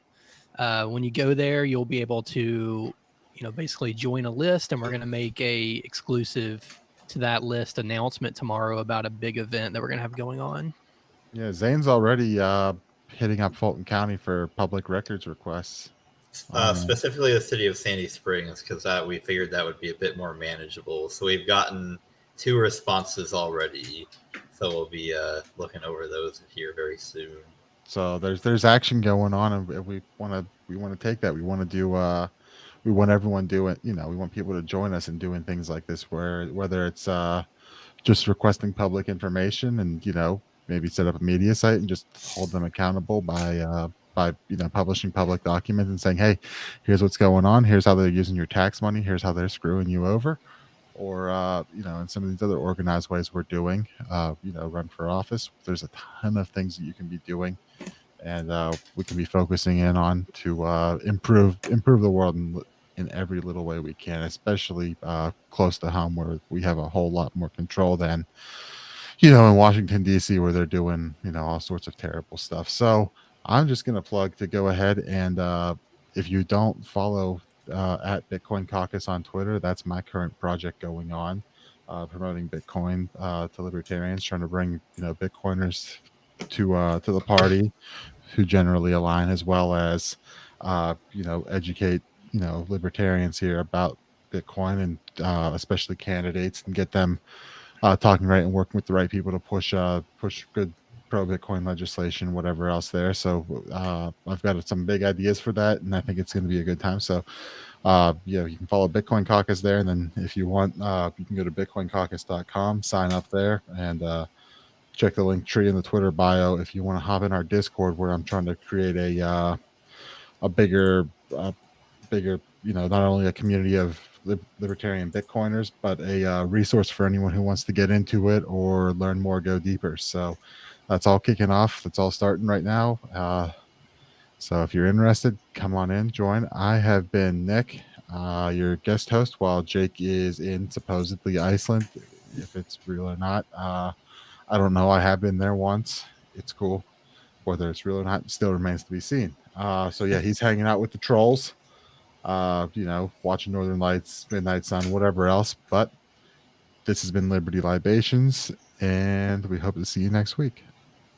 Cheers.